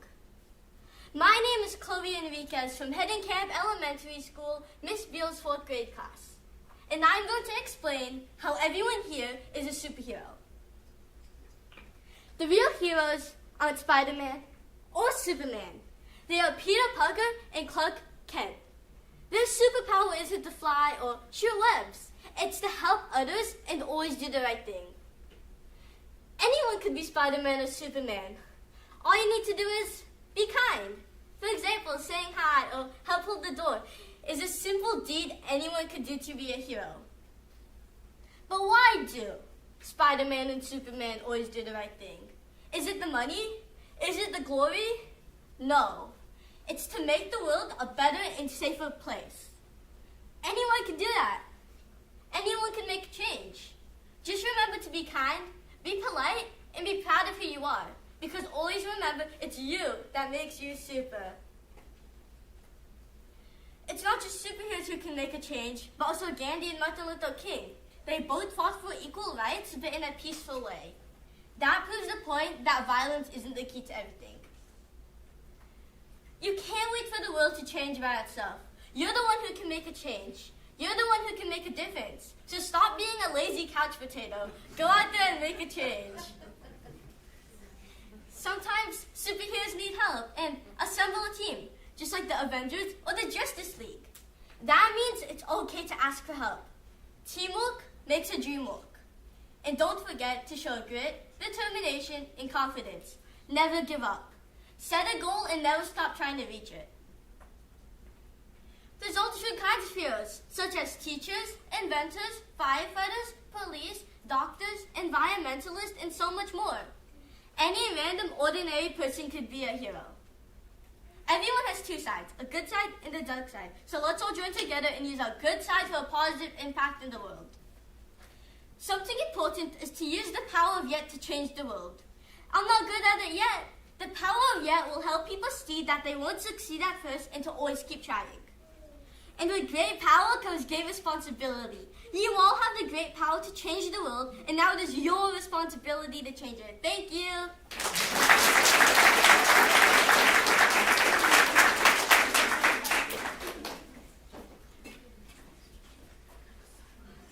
All right, students, can we give a big round of applause for all of our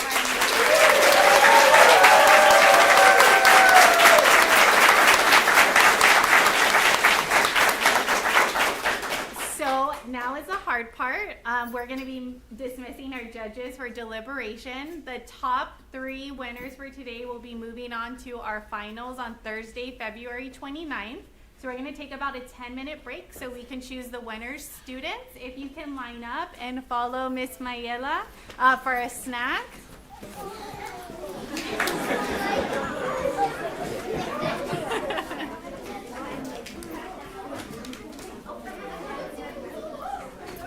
So we'll be back here in about 10 minutes.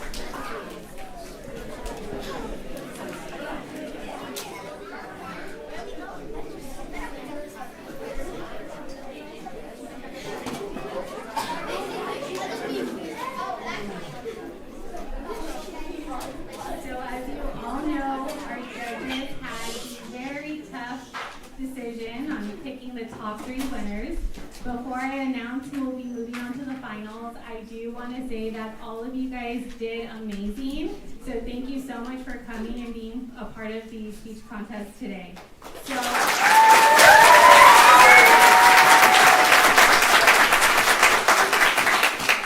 So when if I call you up, I will be giving you a golden ticket, and this ticket allows you to come back on Thursday, February 29th for the finals at 8 a.m. Once I give you the ticket, if you can stand here, we'll be taking your photo, and congratulations, okay?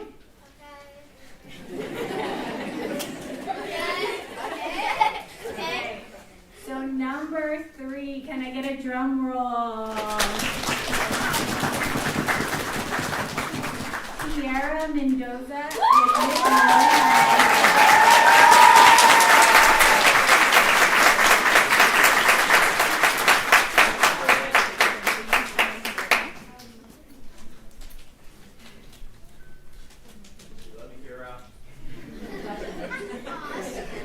Can I get a drum roll for number 2?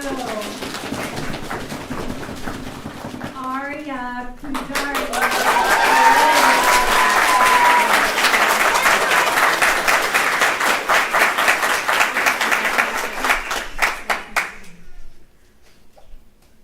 And last but not least, number 1, Melody Berry.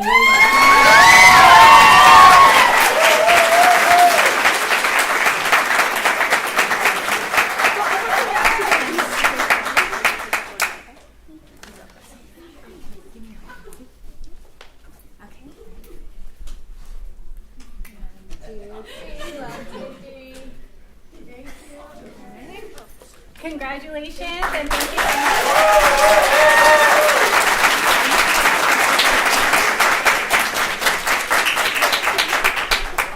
You're all dismissed.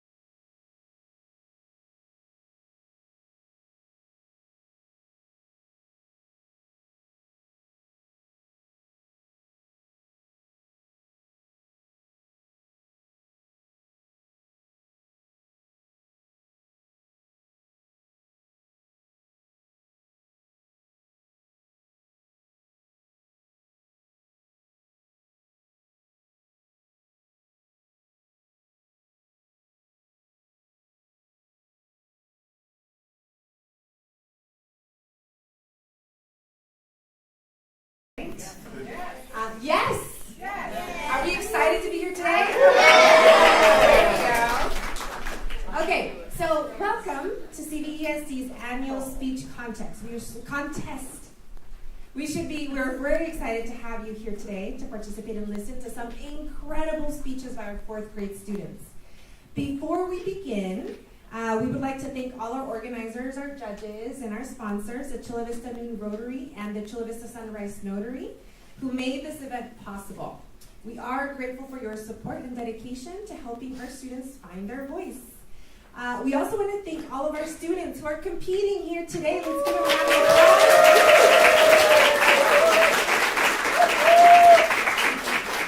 It takes a lot of courage and hard work to prepare and deliver a speech. So we can't wait to hear what you have and what you're going to unleash, and you're unleashing your superpower for a positive change. So without further ado, let's get started. I'm going to hand over the mic over to Ms. Rochelle Carroll, who will be providing instructions for the remainder of the program. So good luck to everyone.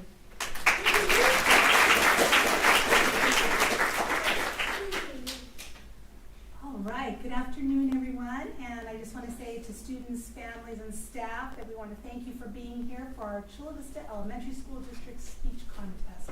So let's again give these students a big hand.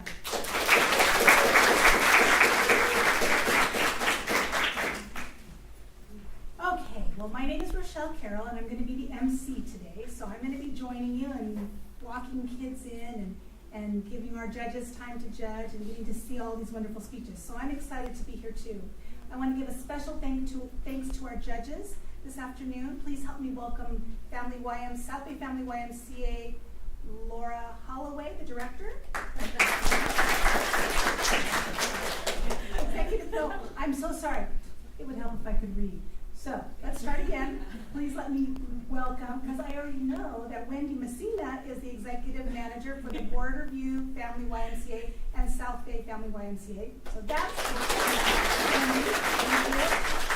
all right, Laura, I'm so sorry. So Laura Holloway is the director of marketing and communications for Sharp Chula Vista Medical Center. And Trish Rogers is the board member for our Chula Vista Sunrise Rotary, one of our sponsors of the speech contest today. So again, we want to thank our sponsors, the Chula Vista Noon Rotary Club and the Chula Vista Sunrise Rotary Club, who have made generous contributions today that allows us to have those prizes at the end of our contest and helped pay for some of our awards and medals. So let's give them a big hand too. All right, so before we begin, I have a few important announcements for everybody. So to ensure a distraction-free environment for our students, I'm going to do it with you. Let's be sure to turn your cell phone off or to silent right now to make sure that we don't have any phones going off during the speech contest. So if you can check your phones, that would be great. All right? And also to remind you that no recordings or photos are allowed during the contest. During the speeches, there will be no entry or exit from the room. We ask for your cooperation in waiting until a student finishes their speech before leaving the room. For those needing restroom facilities, you can find them outside the room behind the reception desk. Additional restrooms are located down the hall, and if you need any help, there are plenty of volunteers outside that can help you find your way. As a reminder, all speeches should be between 3 and 5 minutes. There will be a 5-point penalty for speeches under 3 or over 5 minutes.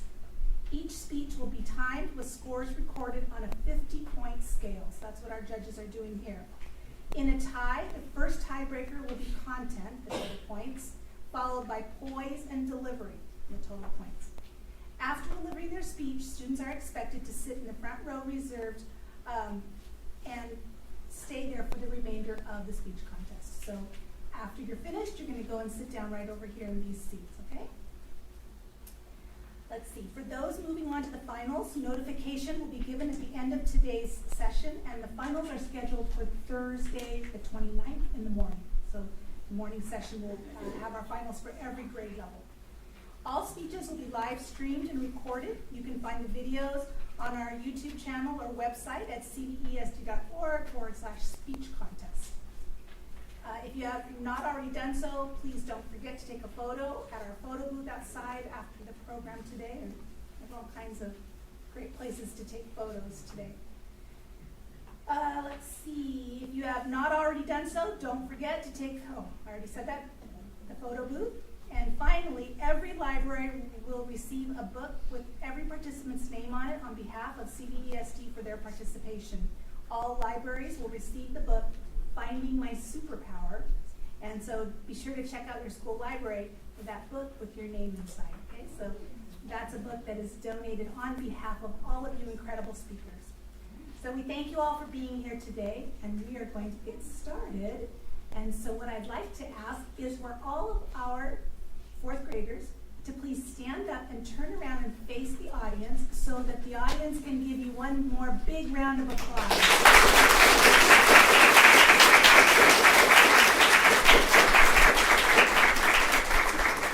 Fantastic, okay? And so you are going to be following right here, Mrs. Castro. You'll be following right out to the front door. You're going to go ahead and go on out this way. So go ahead and go on through. Come on through, and then we'll be calling you in one at a time.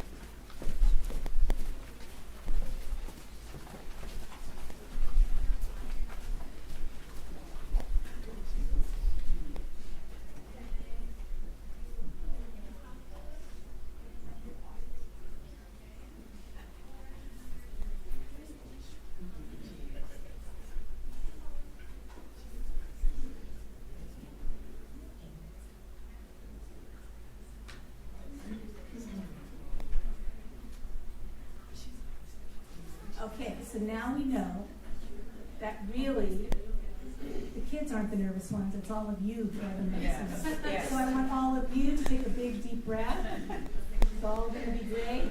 They're going to be fabulous. You are going to be so amazed by what these students can do. Really every year, it never ceases to astound me what our students are able to do. So you know that because you were probably home with one of them practicing for quite a while right now. And now you're going to get to see even more of them and the great things that they can do. So we thank you. Again, just be sure that you have your phone silenced, that you wait until we have a switch in speakers if you're needing to get out of the room. And or if you're coming in, you'll have to wait until the speech is over. Okay? So here we go. We're going to start with speaker number 1, Small.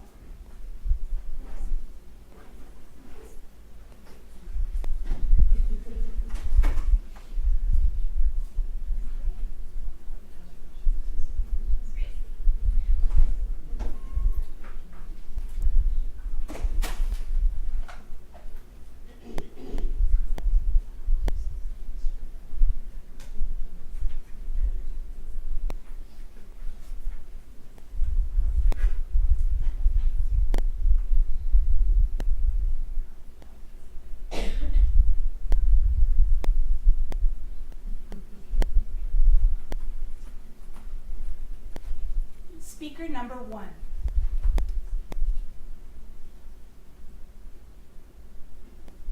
Have you ever thought of being a superhero and having superpowers to save the world? As children, we all dream and believe we can be superheroes. But as it probably happened to some of you, as we get older, we lose that feeling. I am here today to tell you you have not lost your superpowers. We all have them and can use them to make this world a better place. Do you know your superpower? How can we unleash our superpowers for a positive change? Are you ready to join me on this mission? Today, I will share with you 4 ways to unleash your superpowers and some examples of my superpowers. 4 ways to unleash your superpowers is to reflect, observe, know yourself, and take action. First, reflect. Reflecting is about thinking and analyzing our actions. Without realizing it, we are constantly thinking of what we will do or what we already did. Now, to unleash a superpower, the question is, how can I make others around me feel happy? Or, how did my actions affect those around me? To unleash a superpower needs to help others and make others around me feel happy.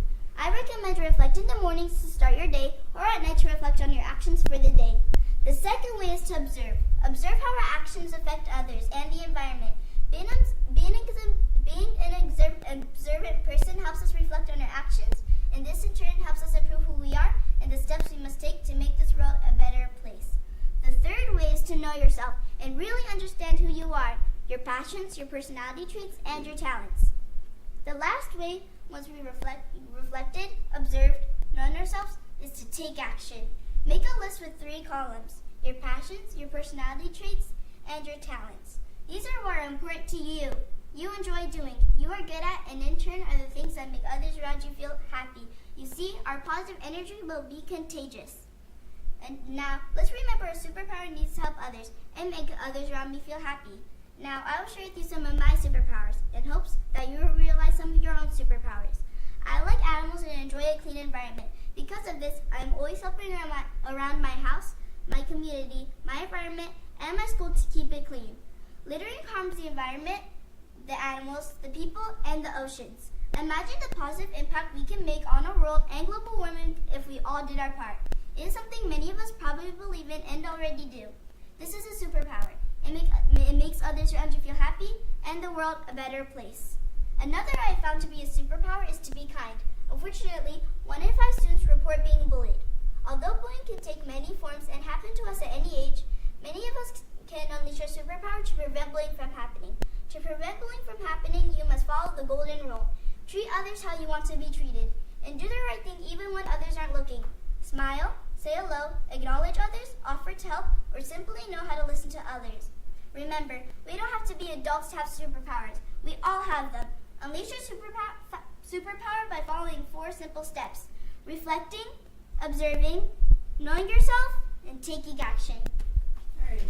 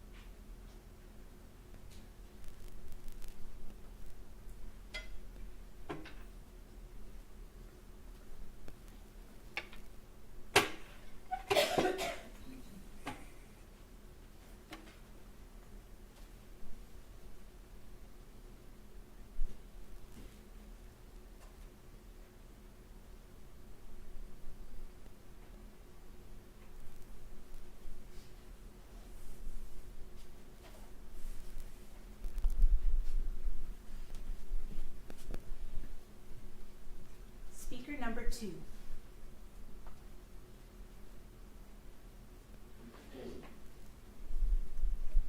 Hello, I am Amber Milan Hoskinson. I am 9 years old, in the 4th grade, and my superpower is kindness. And this is my speech. Did you know that there has been a bombing in 2 places? With this speech, I want to stop wars and help kindness in the world.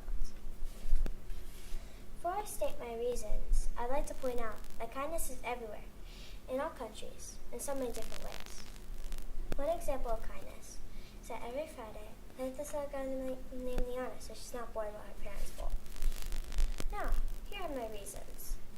There are more wars, more people will die. And if you're not kind, it can hurt people's feelings. And if you're more kind, people can be more understanding. My first point is if wars happen, more people die. Here's my evidence. There is a war happening in Gaza, and many people are dying.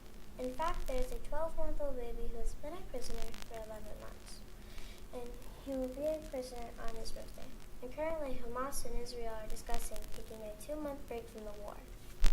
If agreement is reached, it may provide a break for Gaza from the punishing campaign of Israel.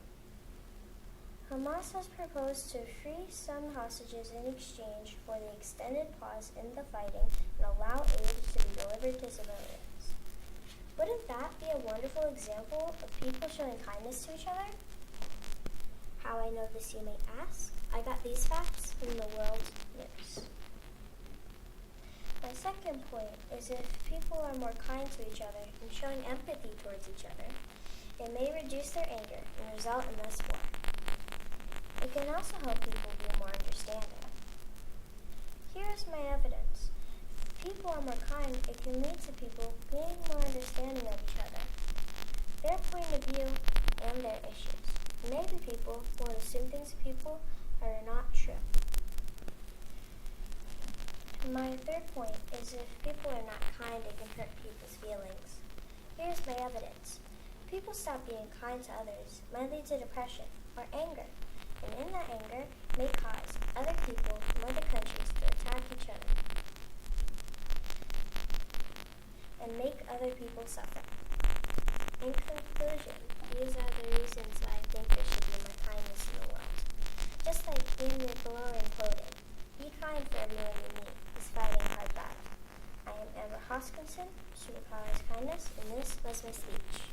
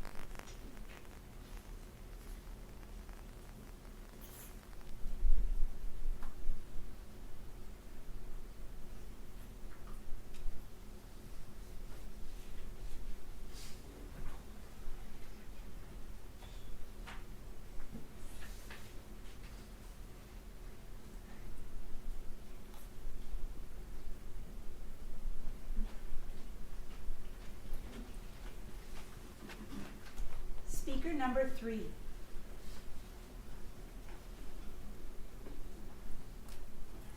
No act of kindness, no matter how small, is ever wasted. This is kindness according to Aesop, the great Greek philosopher. Hello, my name is Elias, and I'm a 4th grader from Castle Park Elementary School. What will happen if kindness wouldn't exist? Well, everyone would be robbing banks, stores, and much more. And now, in 2024, there's not that much kindness. So with this speech, I want to spread all my kindness to everyone. There are 2 reasons why we need kindness in the world is to end crime and fighting. As I stated before, kindness is the key to end crime and fighting. According to Glenn Augustine, who wrote the article called Empathy Can Help Reduce Violence. He states, we really started from a place of belief at the foundations of promoting better communities and really a better world.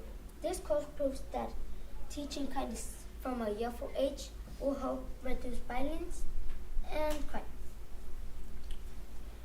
Many people had experienced stealing and around the world. You know, my mom and my brother had the worst experience. They were at the mall, then a shooting started. If they would know kindness since a youthful age, that wouldn't happen.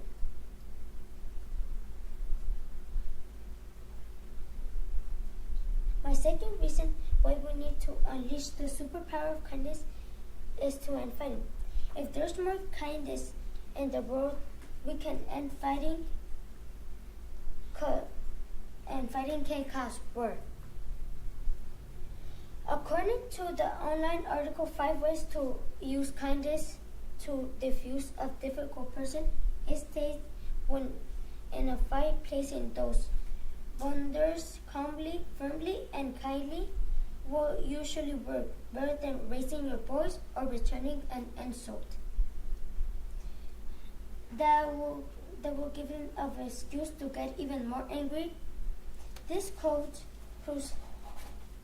shows that the superpower of kindness can end fighting. This shows how everyone's need the superpower of kindness. What if you can demonstrate it in different ways, like helping people, don't say bad words, and don't fight.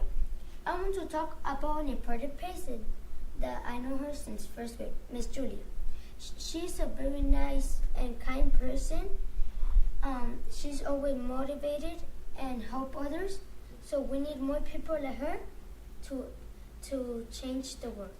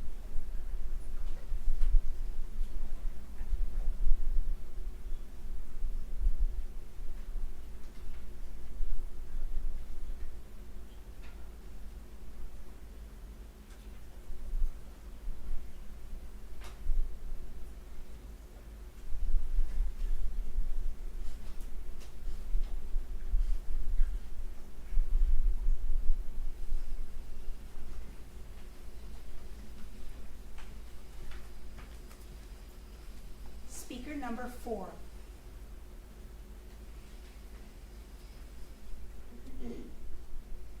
How can we be responsible for ourselves? Think about it.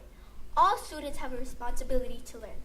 Learning prepares us for our future so we can become the best version of ourselves. Our responsibility as students is to make sure that we attend classes regularly and finish schoolworks on time. Responsibility at home is also important for children like us. Participating in family responsibilities allows us to develop harmonious relationships with our family members.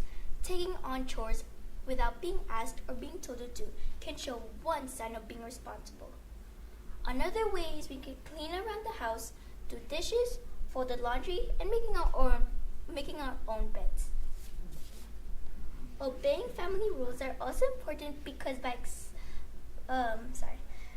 Obeying family rules are also important because it helps us to have discipline in our lives.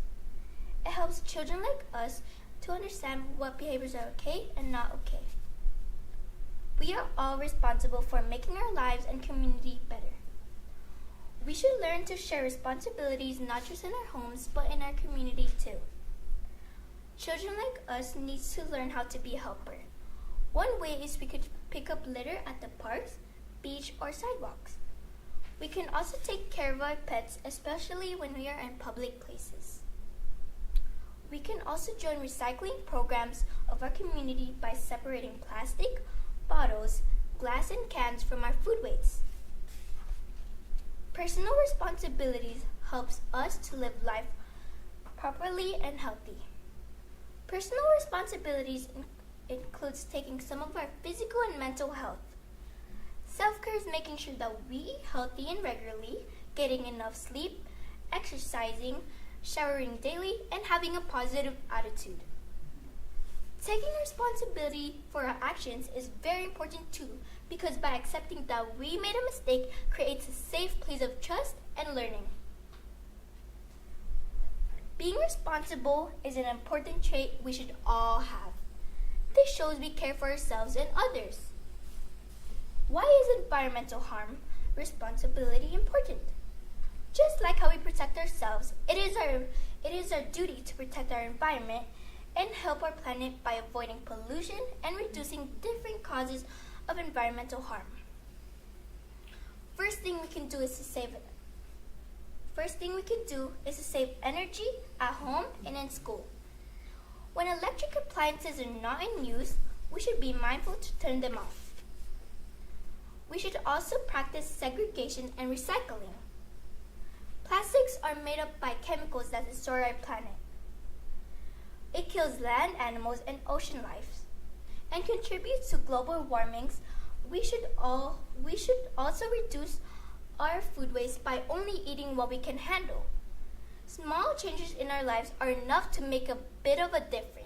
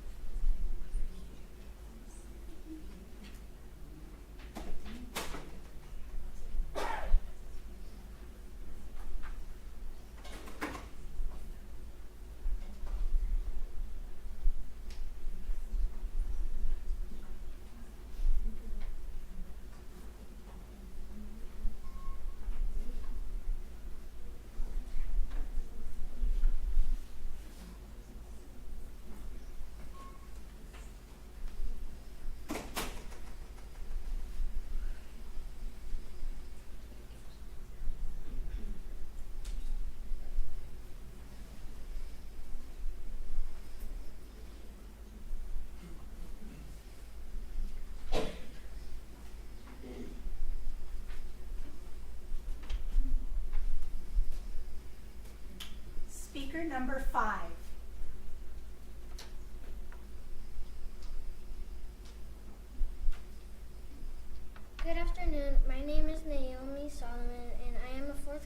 from Harborside. How we can unleash our superpowers. In a world full of challenges and uncertainties, it is essential for each of us to tap into our inner superpowers to create a positive change. We all have unique abilities and strengths that, when harnessed, significantly make impact around us. By recognizing and unleashing these superpowers, we can contribute a better future for ourselves and others. Kindness. One superpower that we all have is kindness.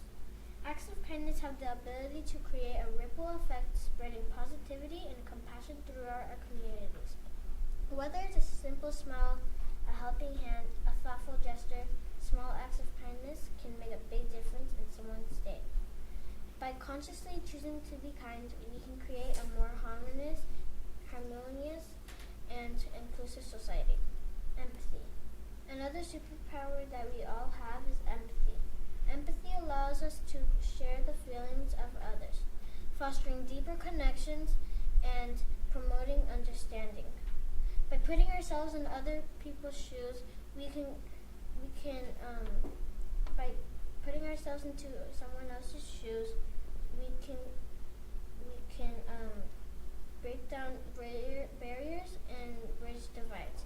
Empathy enables us to build stronger relationships, resolve conflicts peacefully, and create a more empathetic and compassionate world. Creativity. Creativity is yet another superpower that lies within each other. It is the ability to think outside the box, to image new possibilities, and find innovative solutions to problems. By embracing our creative power, we can challenge the status quo and bring about positive change. Whether it's through art, music, writing, and entrepreneurship, creativity has the power to inspire and transform. Courage is a superpower that often goes unnoticed. It is the strength to face our fears, take risks, and stand up for what we believe in.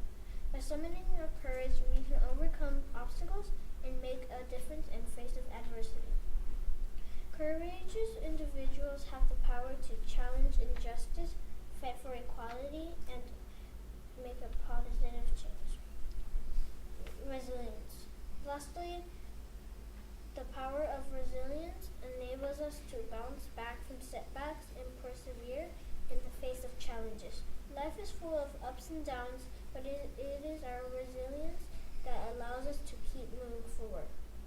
By cultivating resilience, we can navigate through difficult times, emerge stronger than before, and keep us to believe in and stand up for what we believe in.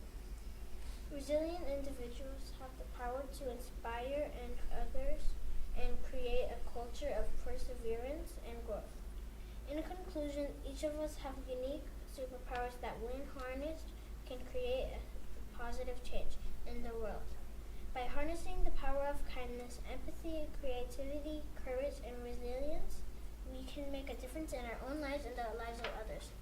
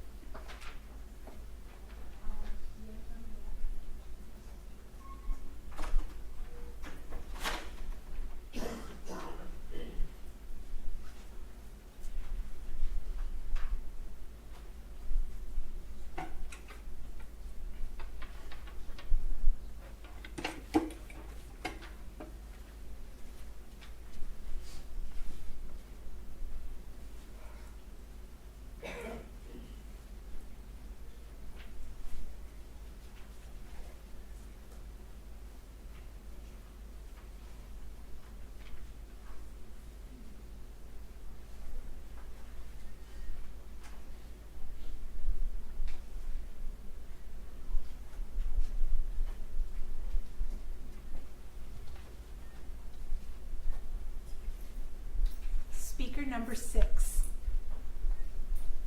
Hello, ladies and gentlemen. My name is Lola Sandoval, and I am here to tell you all how we can make a positive change in this world. Today, I'll be talking about a big topic, global warming. Now, this may seem like a nearly impossible challenge, but together I believe we can make a change. To start, I'm going to explain what global warming is. Global warming is a big issue in our world. It is when the weather pattern changes or heat and temperature starts to change. Even if it's only a little different, to drastic changes in the habitats of animals and sometimes even the homes of humans. Now, I'm going to tell you some of the causes of this issue. Global warming is caused by some things like gas emission from cars, not conserving energy, and sadly wasting food and items. But even when you drive 1 mile in a gas vehicle, you are still technically polluting.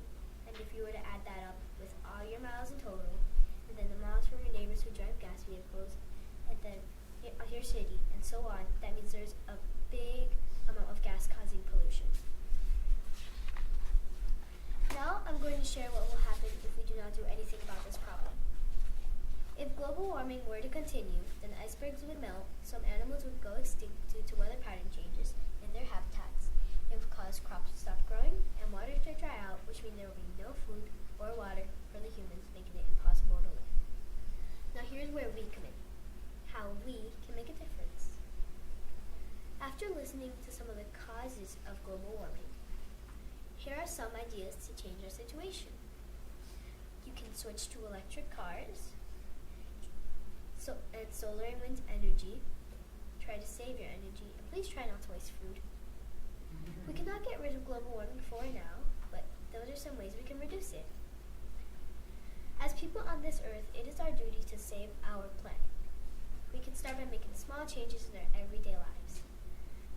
From planting a fruit and vegetable garden, composting your waste, to switching to reusable bags instead of plastic ones, and learning how to reuse our clothes, toys, and anything we already own instead of going out to buy new things.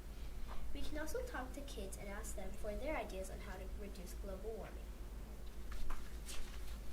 We are the next generation of Earth, so we can start to learn about this topic and come together to hear our ideas on how to help.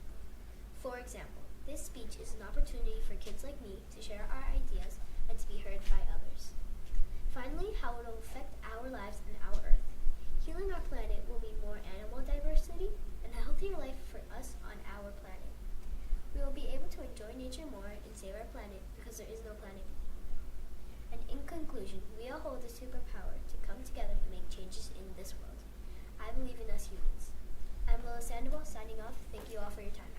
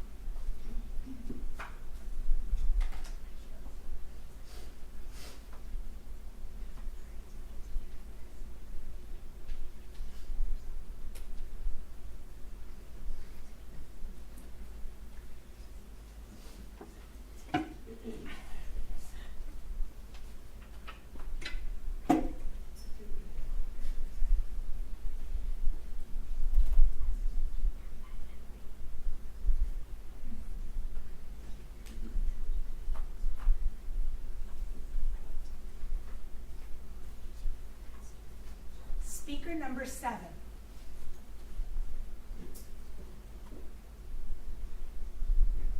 Hello, my name is Ariel, and I'm going to tell you how you can unleash your superpowers to help the homeless.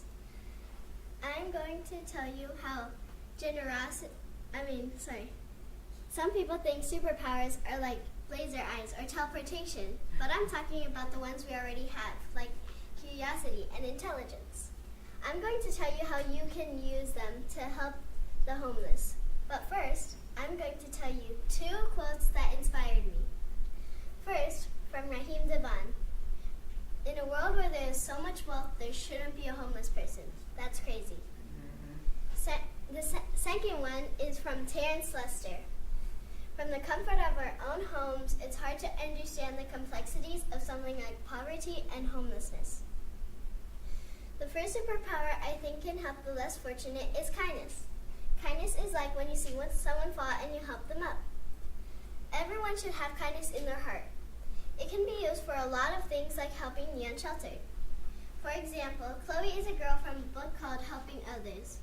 She has seen a lot of homeless people, so she gave them plastic bags full of things they need like soap, toothpaste, a toothbrush, and other things they need. The plastic bags were not that good, so her helpful grandma knitted bags out of thread. In addition to kindness, there's generosity. Generosity is like when you give someone something. You can start a food bank or volunteer to one. Another thing you can volunteer to is helping to build houses for the poor so they don't have to live outside. Lastly, there's collaboration. Collaboration is when someone works with other people who are on the same page as them. You can ask a lot of people to help you with the food drive or go door to door asking for food they don't need. For example, Rico Rodriguez is another kid from a book called Doing Your Part. He has seen a lot of homeless. He helped raise money for Share Our Strength. It shows collaboration because he helped all the people who work at Share Our Strength and for all the homeless people he has fed. It is a company that gives food to the poor so they don't starve. I know you can help the homeless already, but you can really help the homeless if you have all the superpowers that I have stated.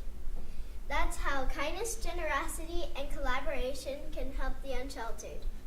When you are going home, I challenge you to give a homeless person something. Thank you.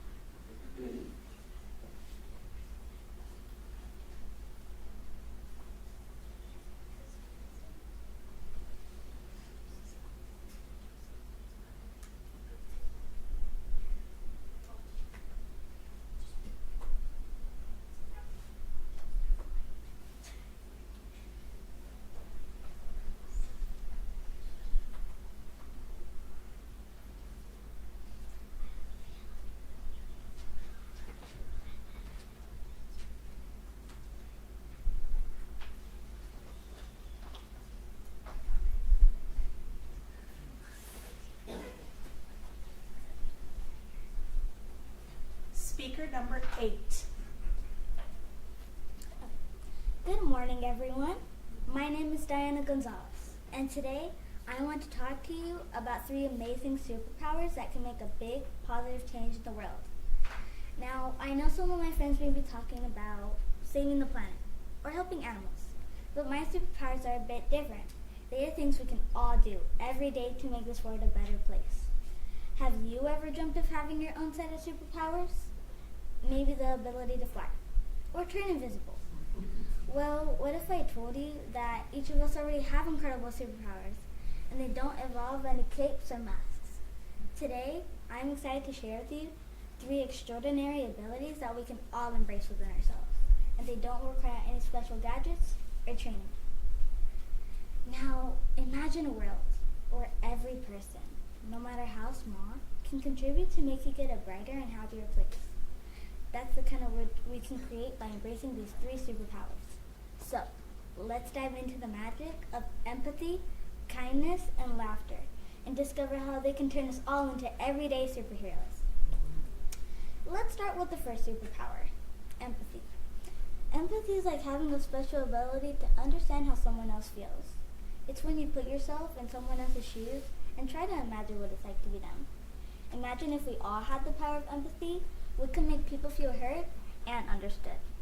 For example, if a friend is sad, we can be there for them and make them feel better. It's like spreading kindness wherever you go. Now, let's talk about the second superpower, kindness. Kindness is like a magical force that can make someone's day brighter. It's doing nice things for others without expecting anything in return. For example, holding the door open for someone, sharing your toys, or helping your friend when they're having a tough time. If we all use the power of kindness, we can create a chain reaction of good deeds that can change the world, one smile at a time.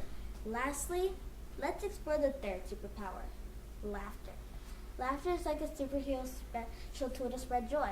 When we make someone laugh, we're sharing happiness and positivity. Imagine a world where we could all laugh together. It would be a world filled with joy and fun. So don't forget to share jokes, funny stories, or just a silly dance to make someone's day brighter. In conclusion, my friends, we may not have capes or fly in the sky, but we all have the power to be superheroes in our own way. By being empathetic, kind, and spreading laughter, we can create a world where everyone feels happy and loved. Let's go out there and use our superpowers every day to make a positive change in the world. So, who's with me?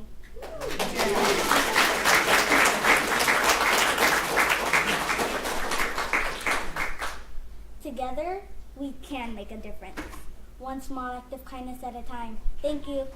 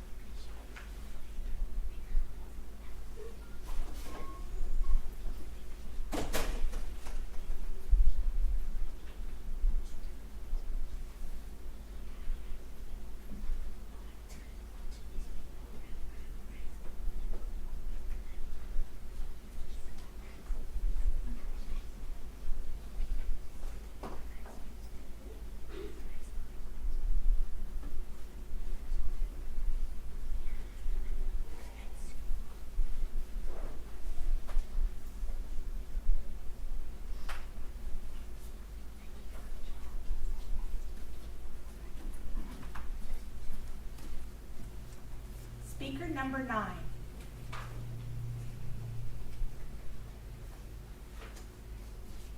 At 16 years old, Greta Thunberg stood in front of the UN Climate Action Summit and spoke from her heart. "You have stolen my dreams and my childhood with your empty words," she said. People are suffering, people are dying, entire ecosystems are collapsing. We are in the beginning of a mass extinction, and all you can think about is money and fairy tales of eternal economic growth. How dare you? Greta started bringing awareness to climate change when she was 8 years old, and her activism is world-renowned. People all over the world are suffering due to our selfish actions to our environment, and it needs to stop now. What do you think about when you hear the word superpower? I think of invisibility, teleportation, flying, super strength, all those fun things. If I was a superhero, I would wear a green and white suit with a white cape and beautiful green leaves, and I would channel my inner superpower of protecting our planet. My name is Melanie Garcia, and I'm a 4th grader at Mueller Charter School. Our world is not being taken care of by the people who live on it. They throw their trash wherever they want and don't think about what would happen after they walk away. Well, I'm here to tell you what does happen, and let me tell you, it's not good. According to Rubbish Police, a kid dies every 8 seconds due to polluted water that's been intoxicated from land pollution. Land pollution is when a liquid or solid is disposed either on the land surface or buried underground. If that waste contaminates the soil or creates a threat to public health, that means that land has been polluted. We are the cause, so we need to be the solution. If we continue to degrade the soil at the rate we are now, we could run out of topsoil in about 60 years, according to the UN's Food and Agriculture Organization. Without topsoil, The Guardian explains that the Earth's ability to feed people plunges. Not only that, but the food we do grow will probably be lower in vital nutrients we need to survive. Now, land pollution isn't the only way we are destroying our planet. Conservation.org states that we dump more than 26 billion pounds of plastic into our oceans each year. That's equivalent to more than 100,000 blue whales every single year. Not only that,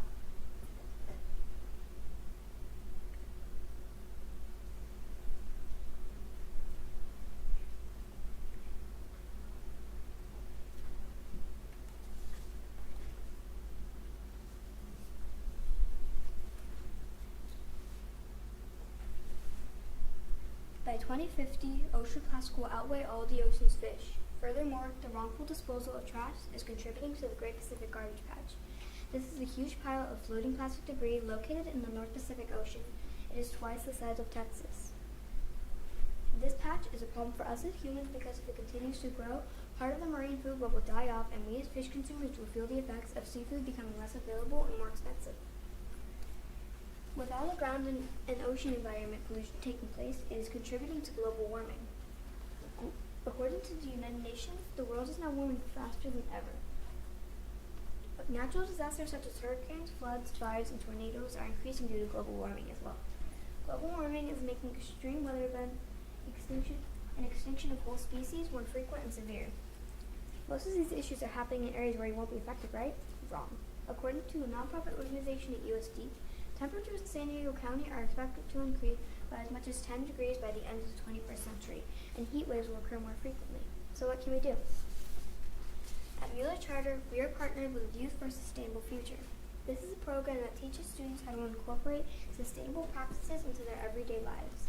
Eventually, it will be a student-run club that will provide greater access to fresh organic vegetables through our school gardens and understand the science of composting. At lunch, we separate the liquids, foods, and wrappings into different baskets. There is a place for open liquids, unfinished food for composting, a recycling bin for plastics, and then a shared food basket for anything that was unopened. Even as a kid, I can be a superhero.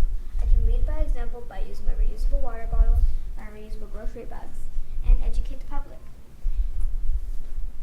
I can ask my friends to help me pick up trash. I can put out more recycle bins and what you can and cannot recycle, and use social media to spread the word. We all have superpowers that can help the world. What kind of superpowers do you have?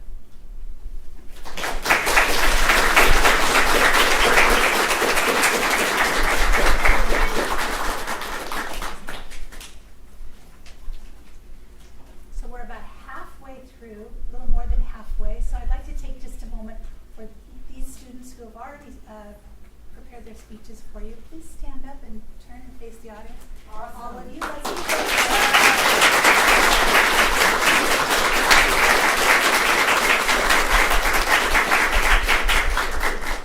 have a seat back again. Okay.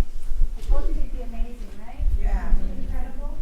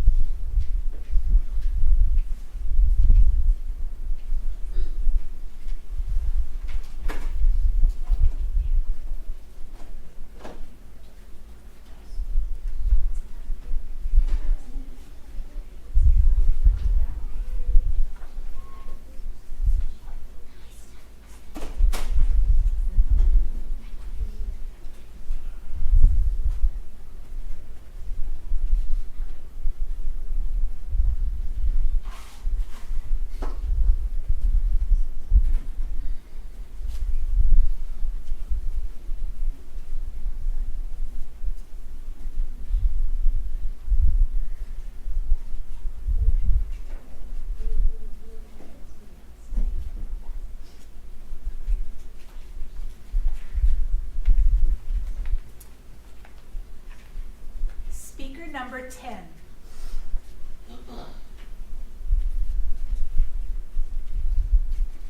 Good afternoon.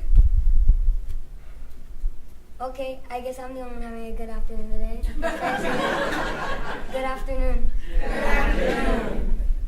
Okay, I just want to make sure you're all still awake.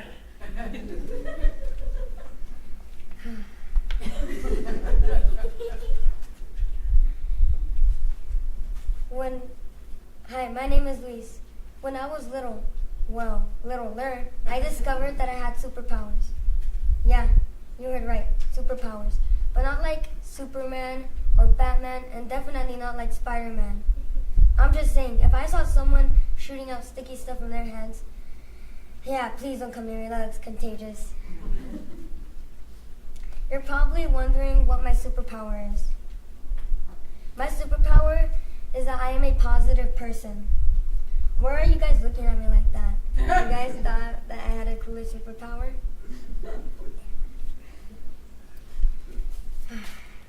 Well, my superpower is cool too. Let me explain to you why. So what does positive mean? According to Google, on my mom's phone, positive is a good quality or attribute. Her phone also showed more and bigger words, but I'm not sure what that meant. My mom told me to keep looking them up on Google, or that Google will medically diagnose me with something, whatever that means. So now we know what is the meaning of positive, but what does it mean to apply it to ourselves? It means to have a positive attitude, which means to be optimistic about situations, interactions, and yourself. So let me explain to you having a positive attitude is a superpower. After doing some research, I found that a 2011 study published in Proceeding of the National Academy of Science, people who were optimistic and positive lived happy and were at 35% lower risk of death. It also found that happier people retain their physical better than those who weren't happy. Having a positive attitude and sharing it with my family and friends is contagious, and they begin to have a positive attitude as well. Without people knowing I'm helping them live longer and look better for when they get old.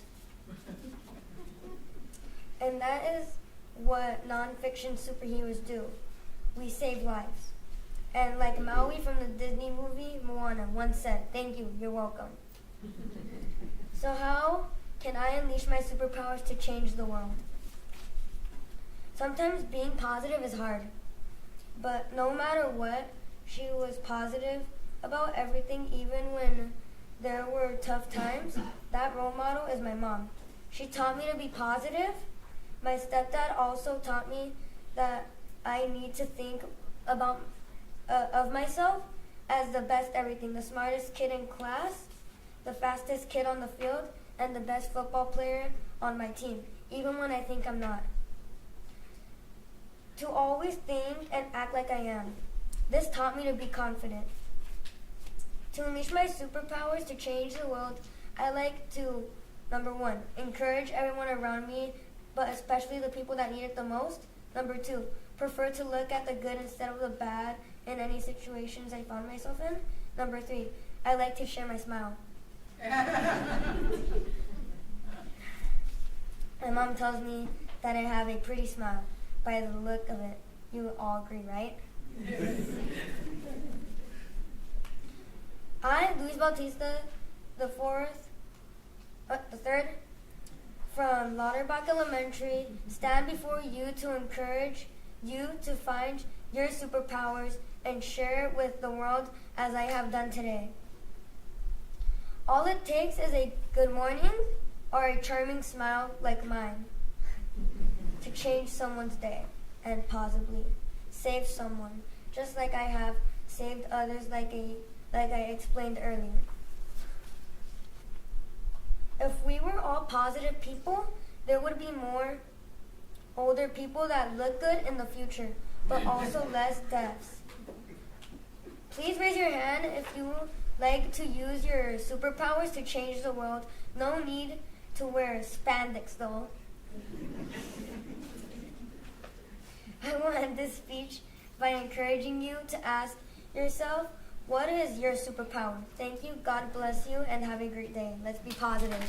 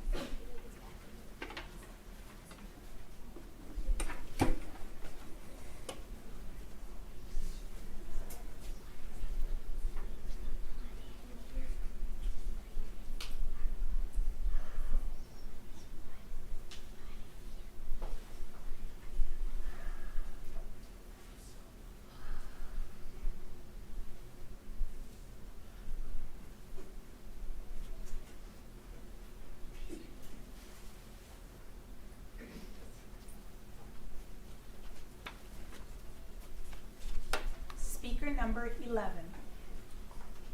Good afternoon, ladies and gentlemen. My name is Mila Vega, and I'm so excited to share why my superpower of respectfulness can make a positive change for the world. What is your superpower to create a positive change?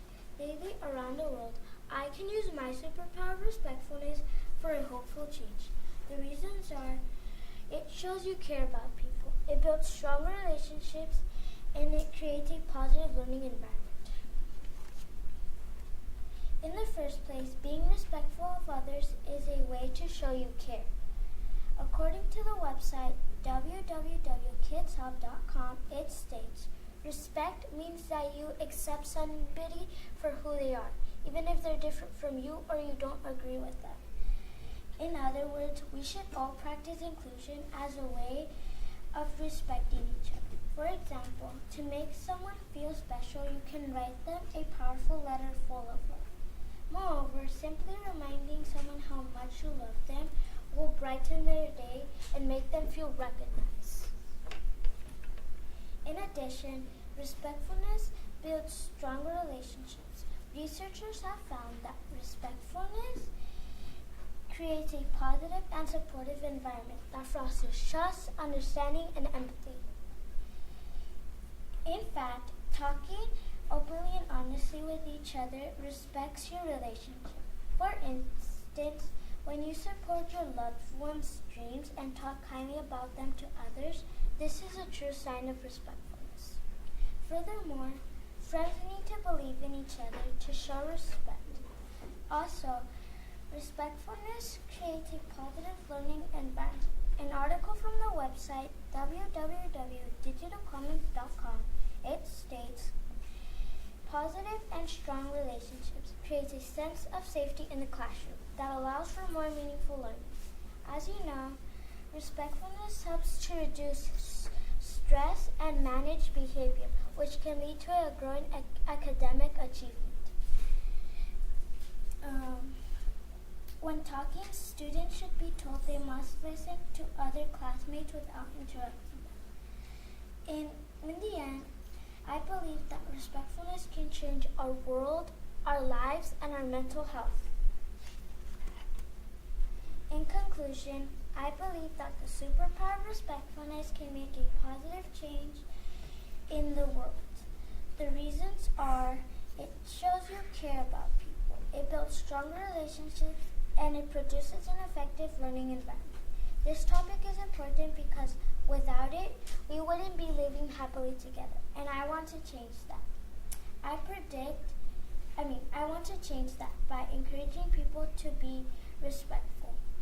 I predict the world can change its heart to be full of love if we just respect each other.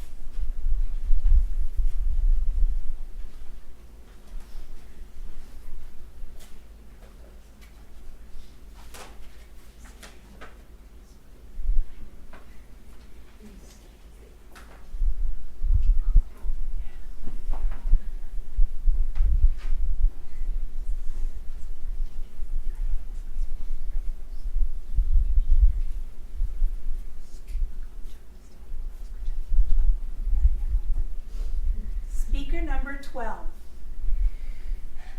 A beautiful planet Earth. Did you know that our planet Earth is the only planet in the whole solar system where life is possible? Our planet Earth is the most existing planet because we have life, such as trees, rivers, oceans, and different types of animals. Our planet Earth is an amazing place to live, but it needs our help because we're polluting it. Human beings need to make big changes to stop polluting the environment and protect the planet. So to help, we need to use less disposable items such as straws, disposable tableware, plastic bags, etc. Because when that kind of stuff gets in the ocean, animals like turtles can think a plastic bag is a jellyfish because that's what they eat, and because it's not natural, they could get seriously hurt. Why are animals becoming more extinct today? Species can become extinct when humans overhunt and overfish, pollute the environment, destroy habitats, and introduce new species to areas. Also, factories can pollute the environment with the gas they produce. Habitat loss is the primary cause of higher extinction rates. Other causes include habitat changes, overexploitation of wildlife for commercial purposes, pollution, and the spread of diseases. What is commercial exploitation of wildlife? It's when animals are captured, killed, and traded in live or in parts for a number of things such as for food, medicine, clothing, and ornaments. Entertainment including for pets, zoos, aquariums, and for research. That is why we should use products that could be recycled and or reused. For example, glass, aluminum, metal cans, washed plastic food containers, and plastic buckets, tubs, pots, trays, and toys. This planet is our home, so we have a responsibility to maintain its natural resources and beauty forever, so our future generations have a clean earth too.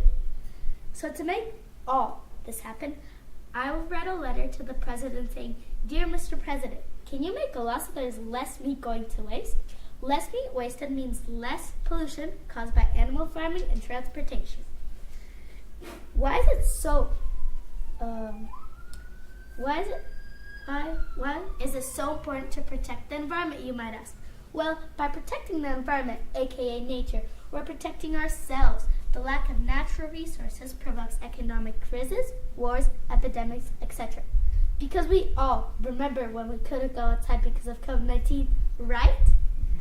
So let's all start paying more attention to keep our planet Earth clean, green, and safe.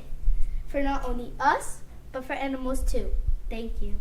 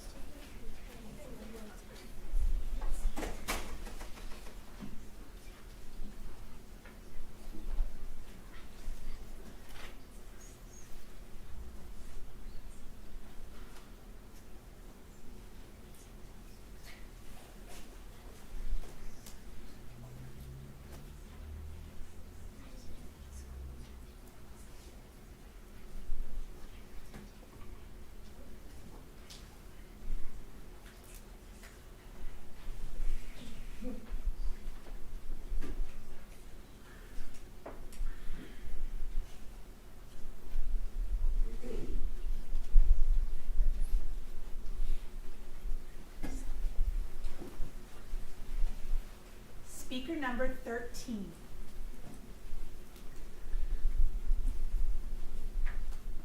Did you know, according to the Global Report, it states 45% of people have not felt true happiness for more than 2 years, and 25% don't know or forgotten what it feels like to feel truly happy. That means almost half of the population have not had joy. Hi, my name is Noah Rojas. I go to Rice Elementary School, and the superpower that could change the world is joy. Most people think joy is an emotion, but really, it's not. Joy is something that we all have inside of us. Joy is something that's not only for a holiday, like Christmas. You can be full of joy in any season. To be full of joy, you also need to be happy. Find the little things that do.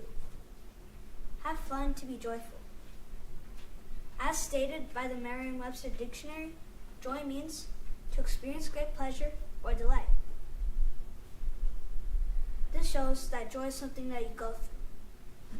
For example, think about the times that you felt joy. Was it a happy memory? People experience joy in the little things the same way as the big things. Another example is by looking at all the glory in the little things. Of course, I want you to have joy in your life, but also Jesus. Maybe you don't believe in Jesus, or you think there isn't a God, but I believe there is one. If you do as well, then that's great. According to the Bible, John 15, verse 11, ICB, it states, I have told you these things so that you can have the same joy I have.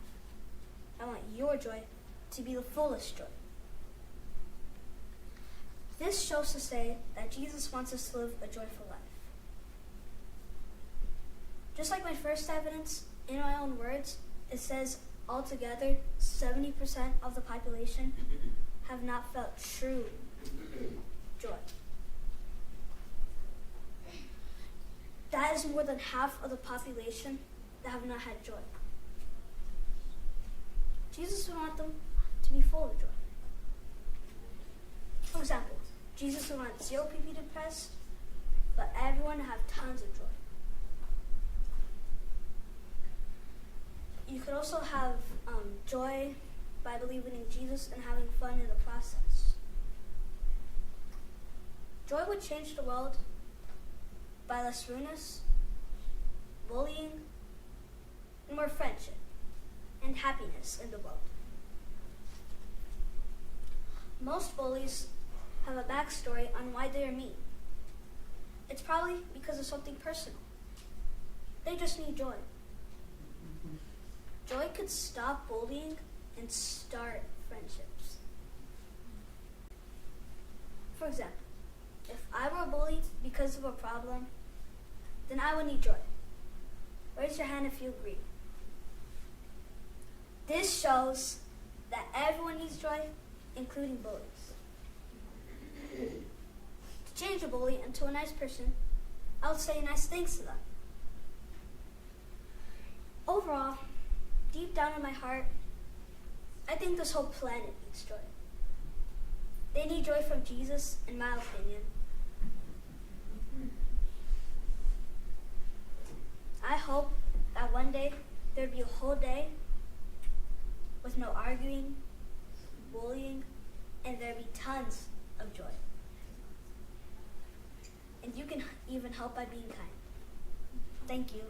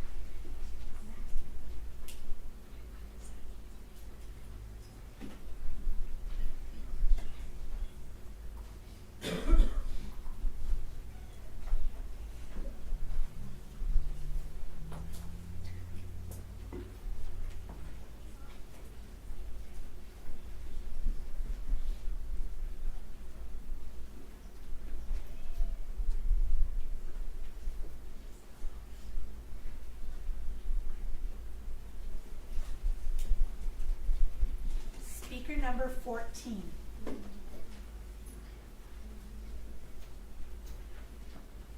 Good afternoon. My name's Madison Guzman, and I'm a 4th grade student from Cook Elementary. How many of you like the ocean? What about sea animals? You probably like to surf, swim, boogie board, and watch sea lions and other amazing animals. I know a lot of people do. So then why do people pollute? There is something simple we can do to help. We can unleash our superpower of picking up trash to save the world. What is really sad is 60% of water pollution is from trash, which means the whole world has to take part in this by making sure trash makes it in the trash can, picking up trash, and making sure the trash can is secured. Do you know where trash goes if it falls out of the trash can? Think about all the rain we had a few weeks ago. It washed the trash into the storm drain, and the storm drain is connected to the ocean. So where does that trash go? Into the ocean. Another time to unleash our superpower is at the beach. By picking up trash, little seagulls will not take it because they can fly over the ocean and drop it in the ocean. So do not keep your food unattended. So that all means that when you leave, you have to pick up your trash. The top pollution found in oceans is plastic, like bags, bottles, food containers, wrappers, and fishing items. If we continue to litter at this rate, there will be more plastic than fish in the ocean. More ways to help is to recycle by throwing away cans, plastic, and glass in a recycling bin. We know there is a lot of plastic and it fills up bins. That is why we should use reusable bags and water bottles and also glass containers, as well as using paper straws instead of plastic. If we do not stop pollution, the ocean is going to become toxic and we will not be able to swim in the ocean. Animals will start dying because of plastic. Plastic is hurting the animals because they think it is food and eat it, then they choke, starve, or drown. Fish, seabirds, sea turtles, and other ocean animals can also get caught in plastic and drowned. This will cause animals to go extinct, then we will have less animals in our ocean.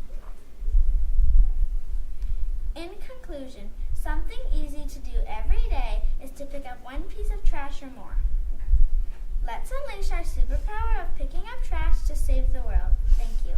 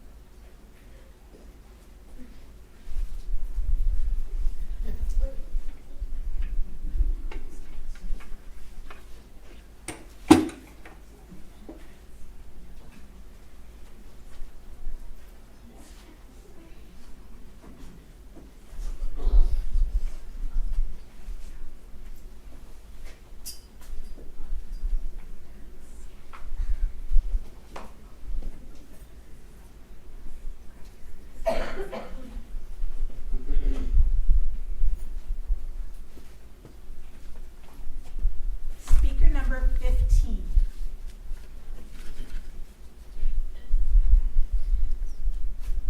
Hello, my name is Amara Harris from Hilltop Elementary, and this is how we can unleash our superpowers for positive change. The first superpower is nutrition. Nutrition has lots of benefits that can help you unleash your superpowers. That can help you unleash your superpowers. By decreasing your blood pressure to help you stay healthy and reduces the risks of diabetes. It also helps you live longer and boosted your immune system. You might wonder, what are the foods you can eat to get the nutrition? Foods you can eat for nutrition to get nutrition are sardines, avocados, tomatoes, almonds, and grass-fed beef. The next superpower is reading. Do you guys like to read? Yes. If you do you folks have a favorite book? Yes. Did you know by reading your book, it gives you superpowers? Reading your book gives you knowledge to help you learn and grow, and go to good colleges like Harvard, SDSU, and Cal Poly.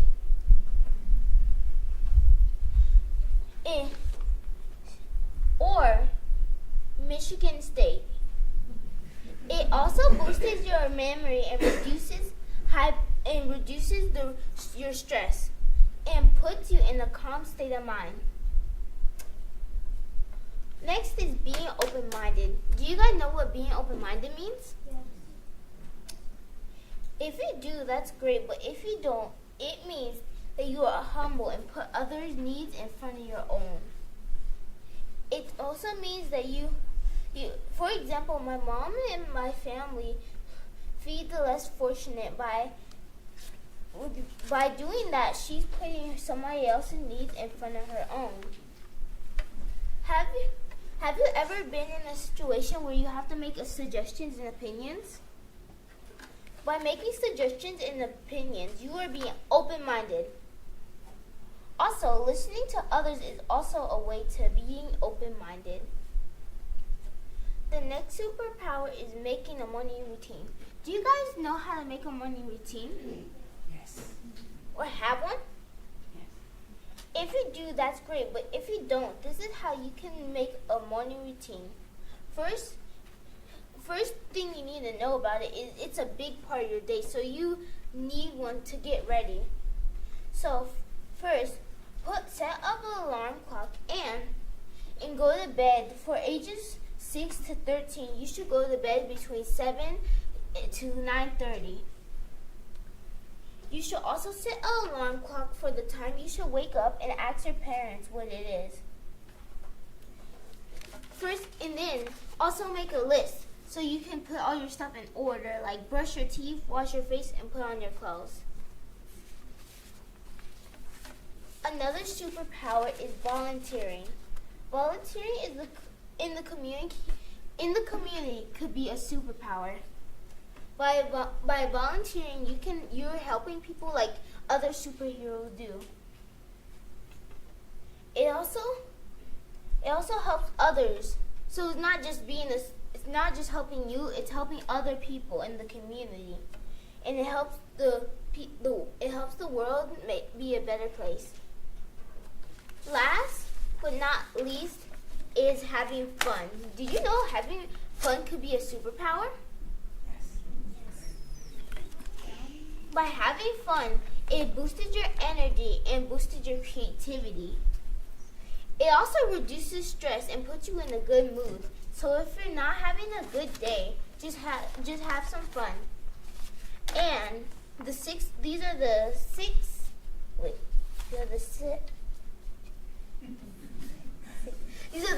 ways you can unleash your superpower for positive change. Number 1, nutrition. Number 2, reading. Number 3, being open-minded. Number 4, making a morning routine. Number 5, volunteering. And number 6, having fun. My name is Amaya Harris from Hilltop Elementary, and this is how we can unleash our superpowers for positive change.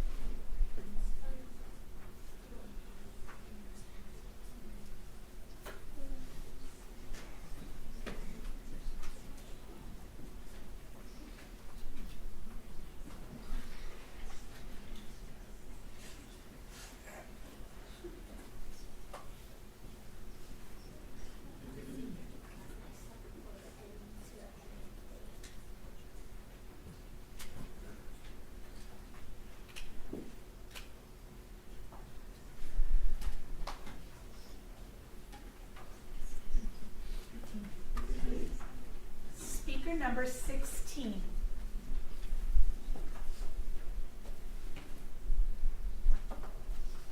It's like how Aunt May, Gwen, and Uncle Ben said, great power comes great responsibility. Hello, I'm Bruce Wang, and I'm a 4th grader at Kellogg Elementary School, and we all have a superpower.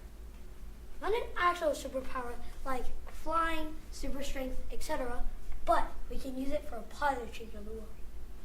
I will talk about kindness, teamwork, self-control, and courage. First, kindness.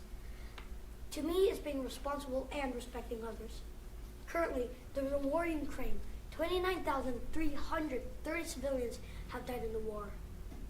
The two teams need to talk and agree to stop the war. It's not a minor problem.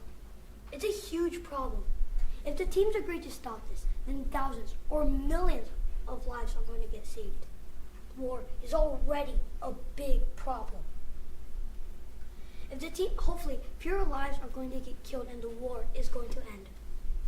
Next, teamwork. It means working together on a sport or project, like the March River. I use teamwork to get a group and set goals like clean the beaches or pick up 100 pieces of trash off the ground. I will talk about two teams that help the world. First, Team Trees. They plant more trees and want less deforestation. And then there's Team Seas. They clean pollution and want less pollution. Those are two teams that help the world. You can help too. Pick up one piece of trash and then throw it away. You're done. Then self-control is when someone is calm and respectful. But not self-control is when someone is crazy, not quiet, running, and not respectful. I use self-control as a role model to younger children so they are calmer in life. This helps by preventing car accidents because we're more focused when we are calm and not panicking. So this superpower can help by preventing car accidents. Not only car accidents, but boat, plane, and car accidents too. Lastly, courage. It means doing something for what you believe in. A good example is the Civil War. The Civil War was a war about slavery. The North didn't believe in slavery when the South believed in slavery. The North didn't fight for what they believed in. No slavery. They fought in the U.S. It was courageous of them. They fought for what they believed in. So that is how we can use these 4 superpowers for a positive change in the world. Kindness, teamwork, self-control, and courage. Thank you for listening.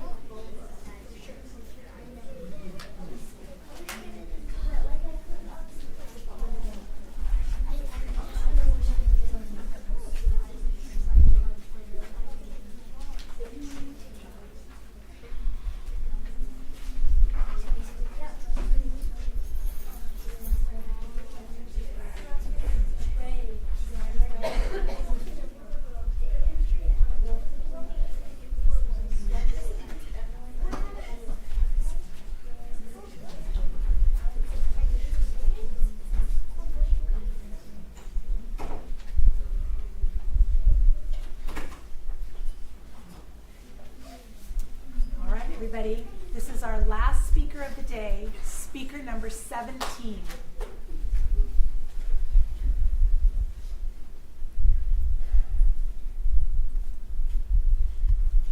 Hello, my name is Elia Barrera. My school is Montgomery Elementary. I am in 4th grade, and today I will be talking to you about the 4 superpowers that I am sure can change the world. Teamwork, hard work, being a problem solver, and being respectful. First, have you ever seen trash on the floor or homeless people on the streets?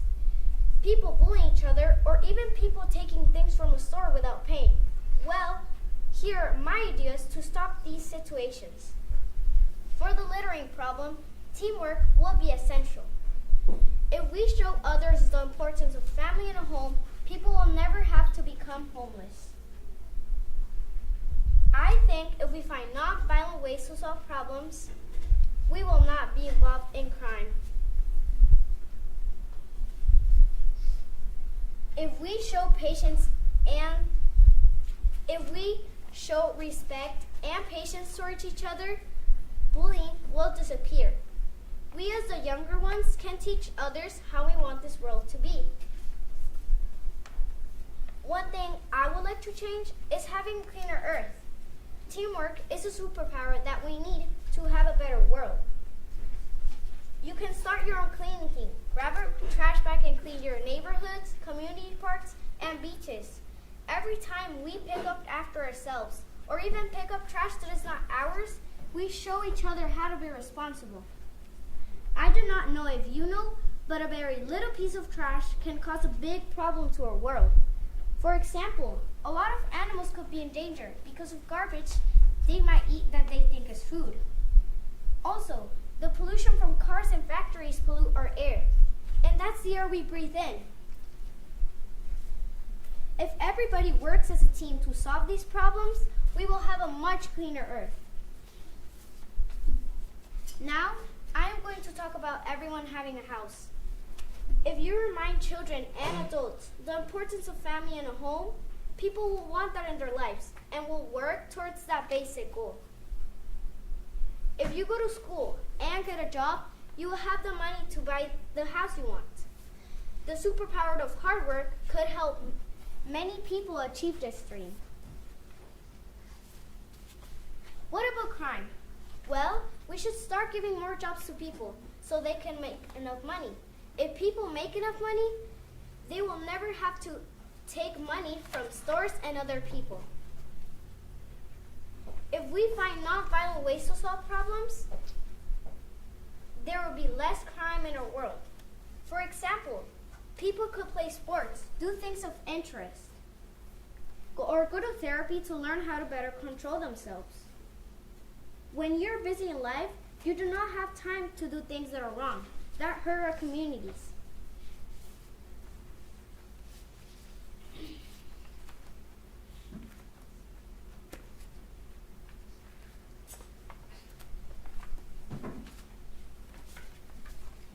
Last but not least, have you ever got bullied? Well, I have.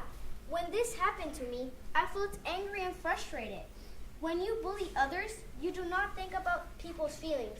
You do not use kind words, and you do not care about that person. Let's change our behaviors and be kind and respectful to each other. But remember, if we do not make these changes, these superpowers of teamwork, hard work, being a problem solver, and being respectful will not work. This is Alia Barrera telling you about the 4 superpowers that I am sure can change the world. Thank you for your attention.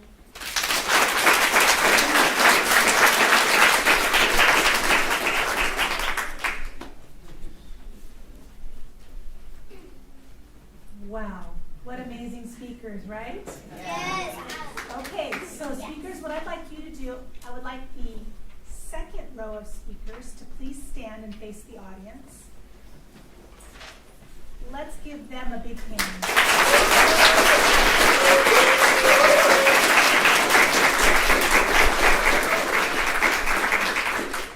And before we finish up here, we're going to allow the people in the house who have the most important job, the hardest job of the day, and that is our judges. So we're going to let you go ahead and go on out, and Mrs. Castro will be out there to take you into her office, and we'll see you back in just a little bit. So thank you. Let's give a big hand to our judges.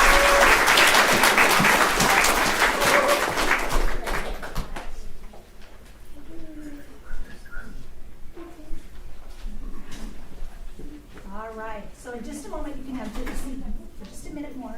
Chris, thank you.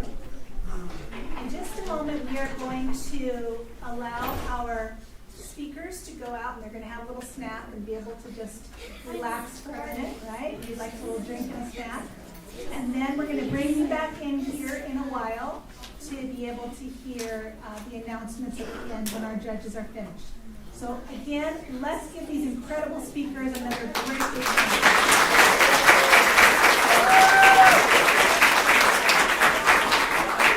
We are so impressed with the fantastic job that you did.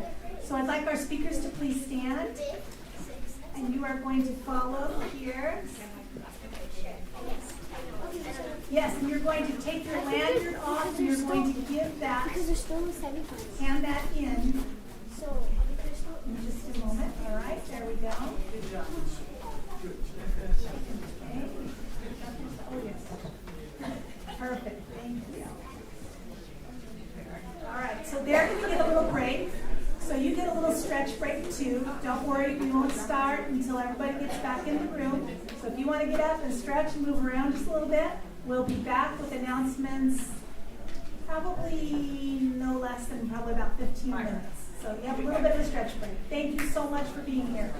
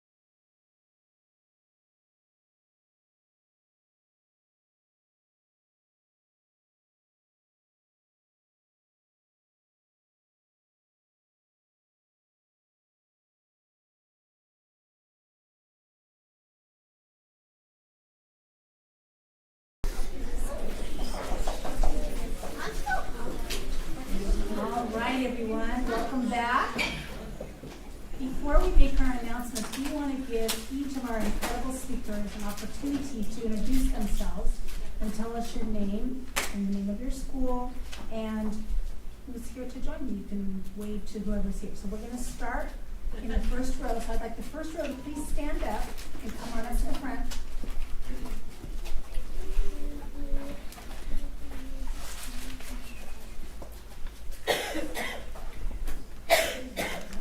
All right, and we're going to go ahead and start with you, and you go ahead and say your name and your school, and say hi to anybody who's out here that came for you. Okay, go ahead.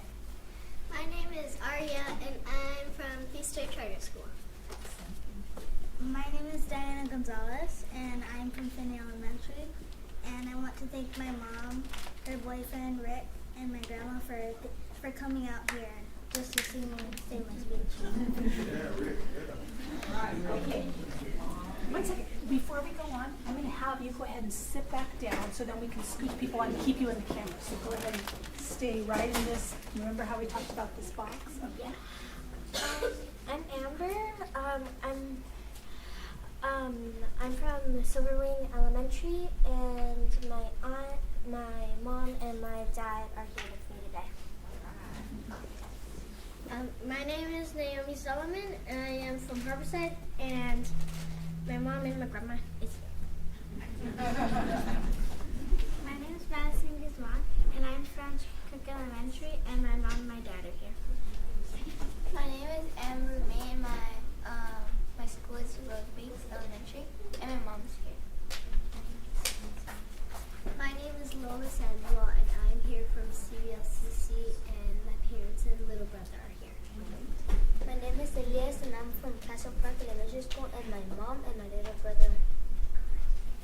All right, let's give them a big hand. Next row, come on up.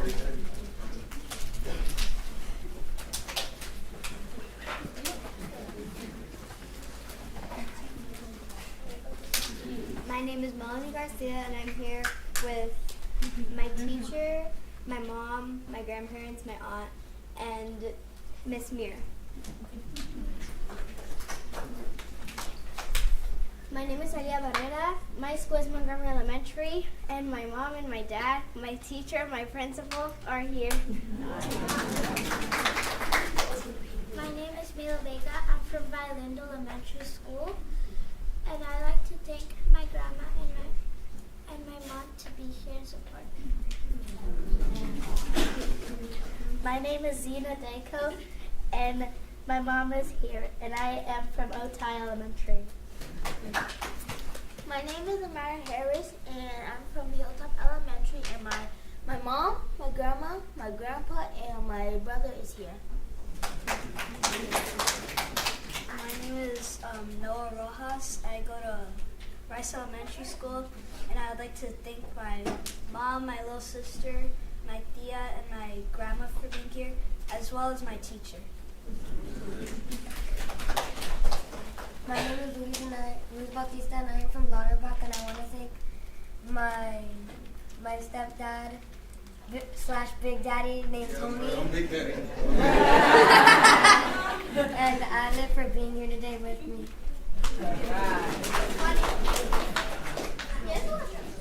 I am Bruce Wayne, and I'm from Kellogg, and I want to thank my mom for being here.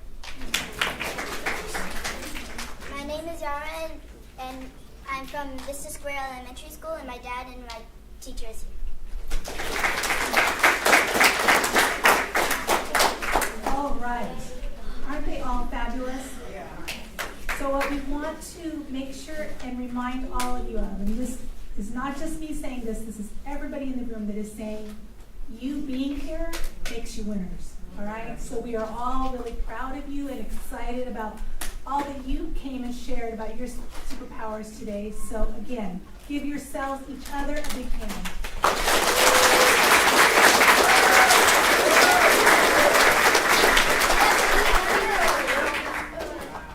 All right. So we have a first, second, and third place winner today who will be receiving a golden ticket to return on Thursday for our finals. So you will be speaking off against 3 other 4th grade students who also received golden tickets this morning. So it'll be 6 of you on Thursday, all right? So again, everybody is a winner, and we are really, really proud of you all. So I'd first like to call up our 3rd place winner. Our 3rd place winner today is Ariel Arzuaga.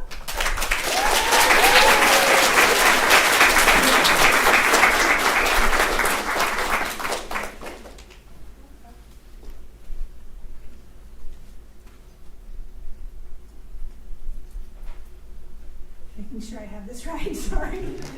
Our 2nd place winner today is Yara Bejois.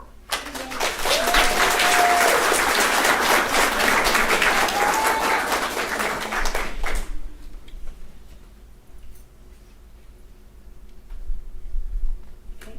And our 1st place winner today is Diana Gonzalez.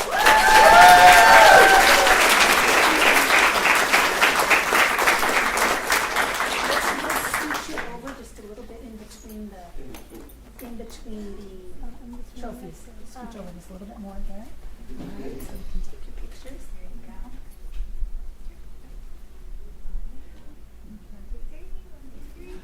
Thank you. Congratulations to our winners here today. But we'd like to take a picture with everybody because, again, we're all winners. So I want all of you to come on up and we'll take a big picture with everybody together. So come on up together and join us. We're trying. Maybe we want to make another row in the front. So. Oh, thank you. Yes.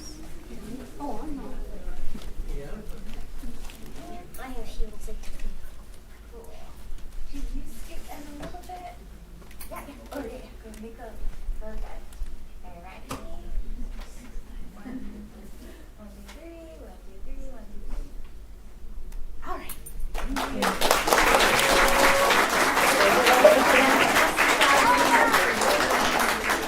We can also give another big hand to our judges for the tough job they had. And thank you to all of you out there. So families and teachers and principals and all the support staff that were here to support these incredible speakers. Let's give all of you a big hand too.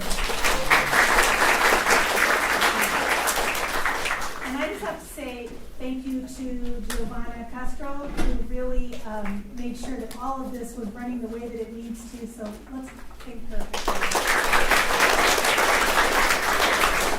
Lots of other team here, but thank you all for being here. We look forward to seeing our 3 finalists on Thursday. And happy speaking.